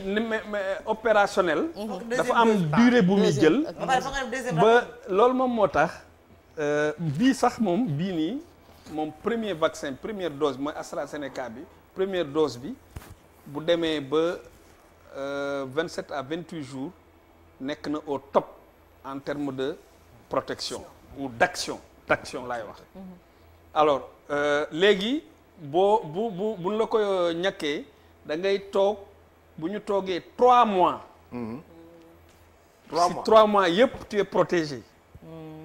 mais 3 mois yooyu li tax ñuy ñëwaat vacciné waat la ci essai clinique bi dafa montré ni bu eggee ci 3 mois yi. dafay wàcc kii bi day commencé wàcc. léegi bu ñu ñëwee foofu ci juste fi muy wàccee bu ñu ñëwee foofu piqûre la si. da koy booster. day dem à un niveau de protection extrême. alors léegi loolu moom moo tax nga gis par exemple ci impondérabilité yooyu ma la wax nga dégg ñu naan kii da jël na vaccin bi mais dee na wala kii jël na vaccin wala feebar na mais il faut ñu jël en compte comme ni ko sama naataango bi waxe woon sànq en terme de comment on appelle ça de taux d'efficacité 70%, mais nit kooku mën na bokk ci 30% yi wala sur le plan aussi de niveau bi nga xam ne nii vaccin bi commencé na nekk en plein régime avant kii bi virus mën na ko dugg foofu léegi bu décédé les gens disent voilà dafa vacciné wu dee na et cetera parce que ñun le lien parfois est trop facile xam nga ñun docteur non booy lii c'est que ñun ñoo am culture day joo xam danaan vacciné wu naa rek. voilà moom exposé na boppam. voilà danaan non kii c'est-à-dire nit ñi am culture boobu. il faut moom. voilà mu sensibiliser nit ñi. Voilà. vacciné wu. ba pare rek nekkul affaire bi dootu la dala. exact parce que loolu moo tax may posé man gis naa pas boo xam si ma benn nijaay la. na ñëw dem fii dafi daje bu takkul mas ma ne ko ah nijaay doo takk mu dem moom man pikiru naa. c'est ça parce que loolu la def ci boppam. pour jàpp ne bu xisee ba vacciné wu rek affaire bi dootu ko dal. donc il faut ñu xam déjà piqûre bi naka lay fonctionner ci yow boo ko jëlee muy AstraZeneca bii 28 jours xamal ni sa yaram mi ngi nekk di lijjanti nu mu mettre en place le dispositif. mais loolu nit ki su ñëwee di vacciné wu dañ ko war a expliquer. effectivement bu démarré pendant 3 mois xamal ni le dispositif est en place. maintenant li tax ñu ni la nga ñëwaat bu 3 mois yi matin juste ñu ngi nii man le 23 laay delluwaat le 23 juin. laay delluwaat bu heure boobu boo yeexee rek tu risques d'être au même niveau. de risque. looloo tax da ngay ñëw ñu piqûraat la mu yéegalaat affaire bi. yéegalaat ba fan. kay yéegal ça peut justement deuxième kii bi c'est aller jusqu'à 90% dans les essais cliniques en termes de protection. jusqu'à 90% et ça agit sur la transmission. C'est la première fois parce que les scientifiques daawuñu nangoo wax loolu mais l'évaluation qui a été faite a démontré que 67% de réduction en termes de transmission a été constaté au niveau de la cohorte AstraZeneca. mais ça c'est important. mais gën a comprendre mooy mortalité bi moom moo wàññeeku mais contamination yi moom mi ngi nekk ci niveau normal. non sur le plan de la contamination jusqu'à présent on n'a pas encore un vaccin qui bloque la contamination. amul vaccin yi nga xam ni moom la ñu am pour le moment cas grave yi maanaam bu duggee du avancé. ba lay créer cas grave wala di la rey. mais dugg bi moom amaguñu benn vaccin bu ko kii vaccin bi ñu am daal mooy masque yi ak raxas yeeg et cetera. voilà man peut-être damay des toujours ci vaccin bi mais en tant que chef de la division recherche au niveau donc du MSAS le ministère de la santé et de l'action sociale man ma question daf di gën di sori moom mooy tey on a vu ñu ngi koy wax léegi AstraZeneca ñu ngi wax li nga xam ne mooy Johnson ñu ngi wax lan Sputnik je pense bien des Russes et autres même. man ce que j'ai pas compris jusqu'à présent quel est aujourd'hui l'apport de l'Afrique par rapport à la lutte contre cette Covid-19 là. ba léegi gisaguma ko parce que bu ma gisee vaccin yooyu yëpp ñu koy jël lépp ay yenn réew yi lañ la wax lay jógee. alors que li nga doon wax sànq réalité yi peut-être mën na bañ a bokk. gis nañu organisation mondiale de la santé bi ñuy soog a dugg ci mbas mi lan la ñu waxoon. ay estimation yu gën a macabre ci àdduna la ñu wax. egguñu foofu. maintenant ñun suñu bopp est-ce que tamit jotul ñu war a mën a en termes de recherche comme ci wàllu woowu nga gàllu tamit yéen lan moo nekkoon seen partition Sénégal rawatina Afrique ñu corbeille bi lan lañ fa indi. ci lu ñu war a xeexe mbas mi la lan. sur dama bëgg xam lan lañ indi ñun dañuy indi rek ñuy jël. sur le plan mun naa la wax ni la. c'est bon pour Afrique pour ne pas parler uniquement du Sénégal. pour Afrique participer na ci vaccin yooyu ngay wax ñaar. mooy Sinopharm par le canal du Maroc. Maroc a participé à la phase 3. c'est-à-dire. phase 3 maanaam essai clinique la. essai clinique dafa am ay phase il y a la phase préclinique la phase 1 clinique phase 2 phase 3 et phase 4 mooy bu ñu homologué ba commencé di ko utiliser pharmacovigilance bi ñuy xool loolu moom mooy côté phase 4. phase 3 maanaam bi nga xam ni yokk nañu nit ñi koy war a piqûre foofu Maroc ci la dugg dans l'essai clinique. avec des Marocains recrutés et qui ont été utilisés dans le cadre des cohortes. Pour AstraZeneca, l'Afrique du Sud a participé à toutes les phases. Phase 1 ba phase 3. Afrique du Sud li tax mu arrêté AstraZeneca, c'est parce que ils ont observé que AstraZeneca n'était plus efficace contre le variant britannique qui était là-bas. Qui est maintenant présent au Sénégal. Et on a relevé que 2 cas. Et le deuxième cas est décédé. Alors, donc, mais le système de surveillance est actuellement en cours. Jusqu'à présent, on n'a pas encore identifié d'autres cas de variants. C'est pour dire que sur le plan de la recherche, l'Afrique est en relation avec le système mondial. Et nous avons aussi, sur le plan toujours de la recherche, un comité international dans lequel le Sénégal est membre, qu'on appelle AVAREF, African Vaccine Regulatory Forum, qui se réunit régulièrement avec l'ensemble des laboratoires qui sont engagés dans la recherche pour suivre avec eux l'évolution des différents antigènes qui sont aujourd'hui dans les essais cliniques. Pour le Sénégal, on a été membre d'aucun essai vaccinal par rapport à la Covid. Mais sur le plan thérapeutique, nous avons initié, ici même à partir du Sénégal, au moins plus de 8 essais cliniques. Mais ça porte sur la chloroquine, sur le nafamostat et sur d'autres molécules que nous avons. Le seul problème qu'il faut regretter, c'est que la recherche en médecine traditionnelle n'a pas été du tout vue. C'est ça que je voulais dire. Donc c'est là où je voulais en venir parce que peut-être que tu es trop exigeant par rapport ak li ngay xaar ci en tant qu'Africain. On me dira peut-être mën nañu ma ko reprocher. Mais je me dis que li nga fi wax lépp docteur moom mooy que ni boo xool tey jii 52 états tu retrouves que ni ñaari réew nga fi tudd. Afrique du Sud ak Maroc sax parce que essai clinique la mooy bañ demee ba commencé di opérationnel li nga xamante ni moom mooy mbir mi la pharmacopée traditionnelle ñëpp xam nañu efficacité ñun lu ñu gëm la en Afrique lu am la au tout début les gens avaient nourri beaucoup d'espoir ci li nga xamante ni mooy bi jógee woon fële Madagascar comme on l'appelle encore pas Artemisia depuis on n'a pas eu amatuñ ci benn nouvelle Covid organics ba léegi mi ngi noonu fa mu nekkoon à l'étape bañ ci déggoon ca la ñem ak moom dégguñu si on nous parle de vaccins qui viennent à gauche à droite je pense bien que c'est à ça aussi il faut africaniser davantage c'est ce qui va permettre à la population d'avoir plus confiance ci li nga xam ne la ñuy def on a une pharmacopée traditionnelle boo xamante ni je pense bien que depuis la loi et au niveau de l'Assemblée nationale comment faire aujourd'hui pour permettre à la médecine traditionnelle mu mën a jàppale en apport parce que ni ñu koy waxee alaaji réew mu nekk dañ ni garab ya nga xamante ni mooy faj ña faj ña nga ca réew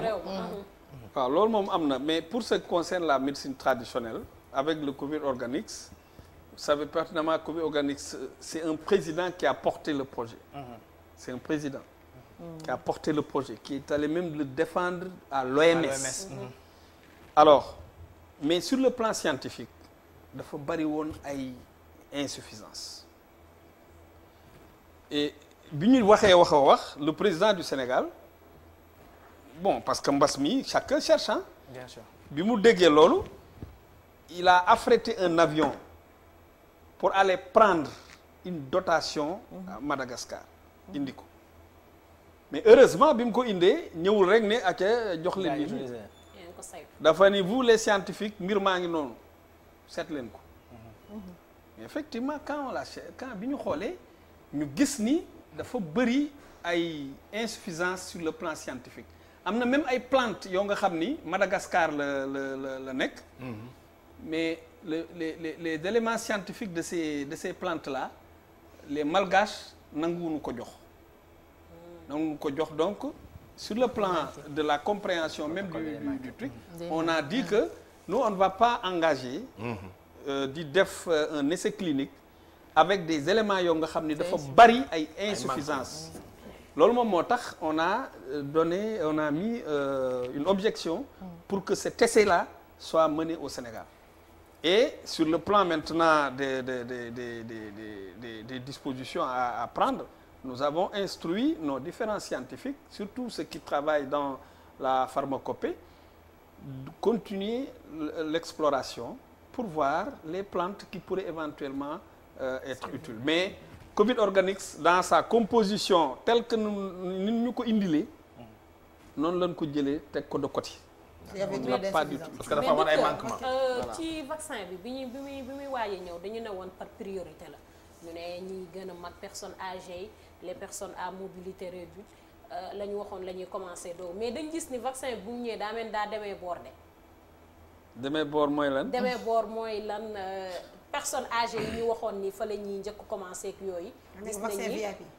gis nañ ni am na ñoo xam ne ay màgget lañ te teewul vacciné wu ñu leen. gis nañ ni tamit ay ñenn ñoo xam ne ay star lañ ci réew mi ñu dem ba seen biir kër yi vacciné leen léegi loolu lañ bëgg a comprendre ak liñ par rapport ak li ñu waxoon au début. li ma la bëgg a wax tey jii mooy amul benn personne éligible bu ñëw ni damay vacciné wu ñu ni la non non ça au moins c'est clair. képp ku am une personne ci ñooñu ngay wax. plus de 60 ans.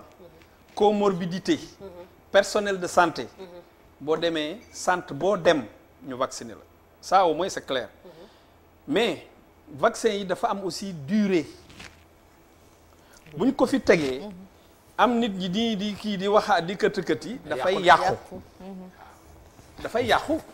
donc balaa mu yàqu. day fekk si li président bu ngeen vacciné wu ñu maye ko léegi nag bu le temps que ñoom Mansour toog fii di cri te ñu la bëgg nañ bu Mansour waree dem il est éligible demul da ngeen bëgg ñu teg ko foofu naan dañuy xaar Mansour neexalu leen kenn dafay ñu sa carte de vaccin voilà parce que y a aucun problème par rapport à ça moom dafa vacciné wu ba ñi ñu ciblé ba léegi ministère mi ngi ci nan la ñuy vacciné yi dem ci hôpitaux yi rek ñuy da ngay dem ci centre bi la gën a jege centre léegi sax parce que il faut aussi féliciter la région de Dakar parce que bu njëkk ba plateforme bi rek la ñu bàyyi woon nit ñi di inscrire ci plateforme bi mais dañu gis ni am nañ ñu dul jot ci plateforme bi léegi région de Dakar moom dafa jël ay agents ñuy dem di comme xam nañu kër yi ñuy dem di génnee di waxtaan ak mag ñi nga xam ne ils sont éligibles pour wax leen ni leen jël seeni information yóbbu ko au niveau du centre de santé et c'est ça qui a permis que maintenant presque afflux la man tey bi ma demee centre de santé Gaspard fekk naa fa benn mag ma ne dama ni ko lan moo la indi ku la wax nga ñëw fii mu ni man ne dama fekk sama kër rek wax ma ni ma laaj ma sama âge ma wax leen ko ñu ni ma da nga war a vacciner wu ndax wóorul lii nga nekk nii toog moo tax ma daal di ñëw daal di yore ni carte d'identité benn maire la nii boobu merci beaucoup docteur Samba Alaaji Sall bi sa avis du jour non vaccin fi mu nekkoon dafa parce que loolu ngay dégg ay dañ lay piqûre nga nekk bëy nga nekk fas loolu la ñuy dégg xam nga ñun daal ñoo ngi nii rek xam naa ne bu ñu ko kii moom bu ñu ko piqûre mu nekk bëy ndaw bëy bu jigéen bi sox léegi nii mais léegi daal laa man daal avis du jour bi len laa koy tënk docteurs yi ñooy piqûre mais yàlla mooy wéral ñun ñëpp yàlla nañ bokk na ci li ñiy nettali mbas mi mbas moom bu amee faaw mu am ñu ci dem am ñu mu dal ñu wér am ñoo xam du leen dal mais docteur bu la nee jëlal lii rek jël ko parce que boo ko jëlul ëllëg ak si biir lu la dal tamit yaa ko teg sa bopp te ñun dañu tàmm il faut ñu exiger ñu benn affaire ñu soo ko non wallahi lazim lenn billahi wallahi wa taala seulement man xam nga da ngay nekk tàmm sama yi kii nii mais je suis très sérieux ci lii gis nga vaccin yi ku ko jëlul di nga dem ba bëgg a jaar autoroute péage bi ñun la force di nga ko jël di nga dem ba war a yéeg avion ñu ne la boo piqûrewul doo tukki te soo yëpp après ay conséquences la ñu indi yoo xam jafe-jafe la il faut ñu gëm ñi nga xam ne ñoom ñoo yore liggéey bu waa kër docteur ba pare wóolu leen aussi même ñun dañuy gëm yàlla mais duñ ko wóolu il faut ñu gëm ne affaire bi mi ngi fi ba pare enlevé nañu état d'urgence bi ak couvre-feu bi nit ñi defe nañ ni affaire bi jeex na affaire bi jeexul suñu mbokk musiciens yi même bu ngeen dee tëgg ci boîte bi waree jël 20 personnes def leen ci 10 personnes avec les mesures barrières parce que il faut ñu xam ne Mansour affaire bi mi ngi fi ñu continuer ni ñu doon demee yàlla suñu borom sàmm mais bu ñu yaakaaree affaire bi jeex na rek te affaire bi mi ngi fi mun naa mat vague boo xam ne dina gën a metti loolu daal mooy avis du jour bi ñi war a ñàkku ji nañ ñàkku ji ñi bëgg ñàkku ji nañ bëgg ñàkku ji ñi bëggul tamit te wóoloogul dañu xaar ba ci kanam bu ñu gisee affaire bi dafa benn effet secondaire ñu soog a def man daal maa ngi xaar maa ngi xaar rek laa wax boo bëggee tukki de moom mooy wax ji nga génn réew mi di nga jax en tout cas on se donne rendez-vous demain inchallah même chaîne même heure d'ici là restez avec les programmes de la DTV merci beaucoup à nos invités qui est du docteur Samba ki nga xamante ne moom muy Mariama Diouf Bathily à demain inchallah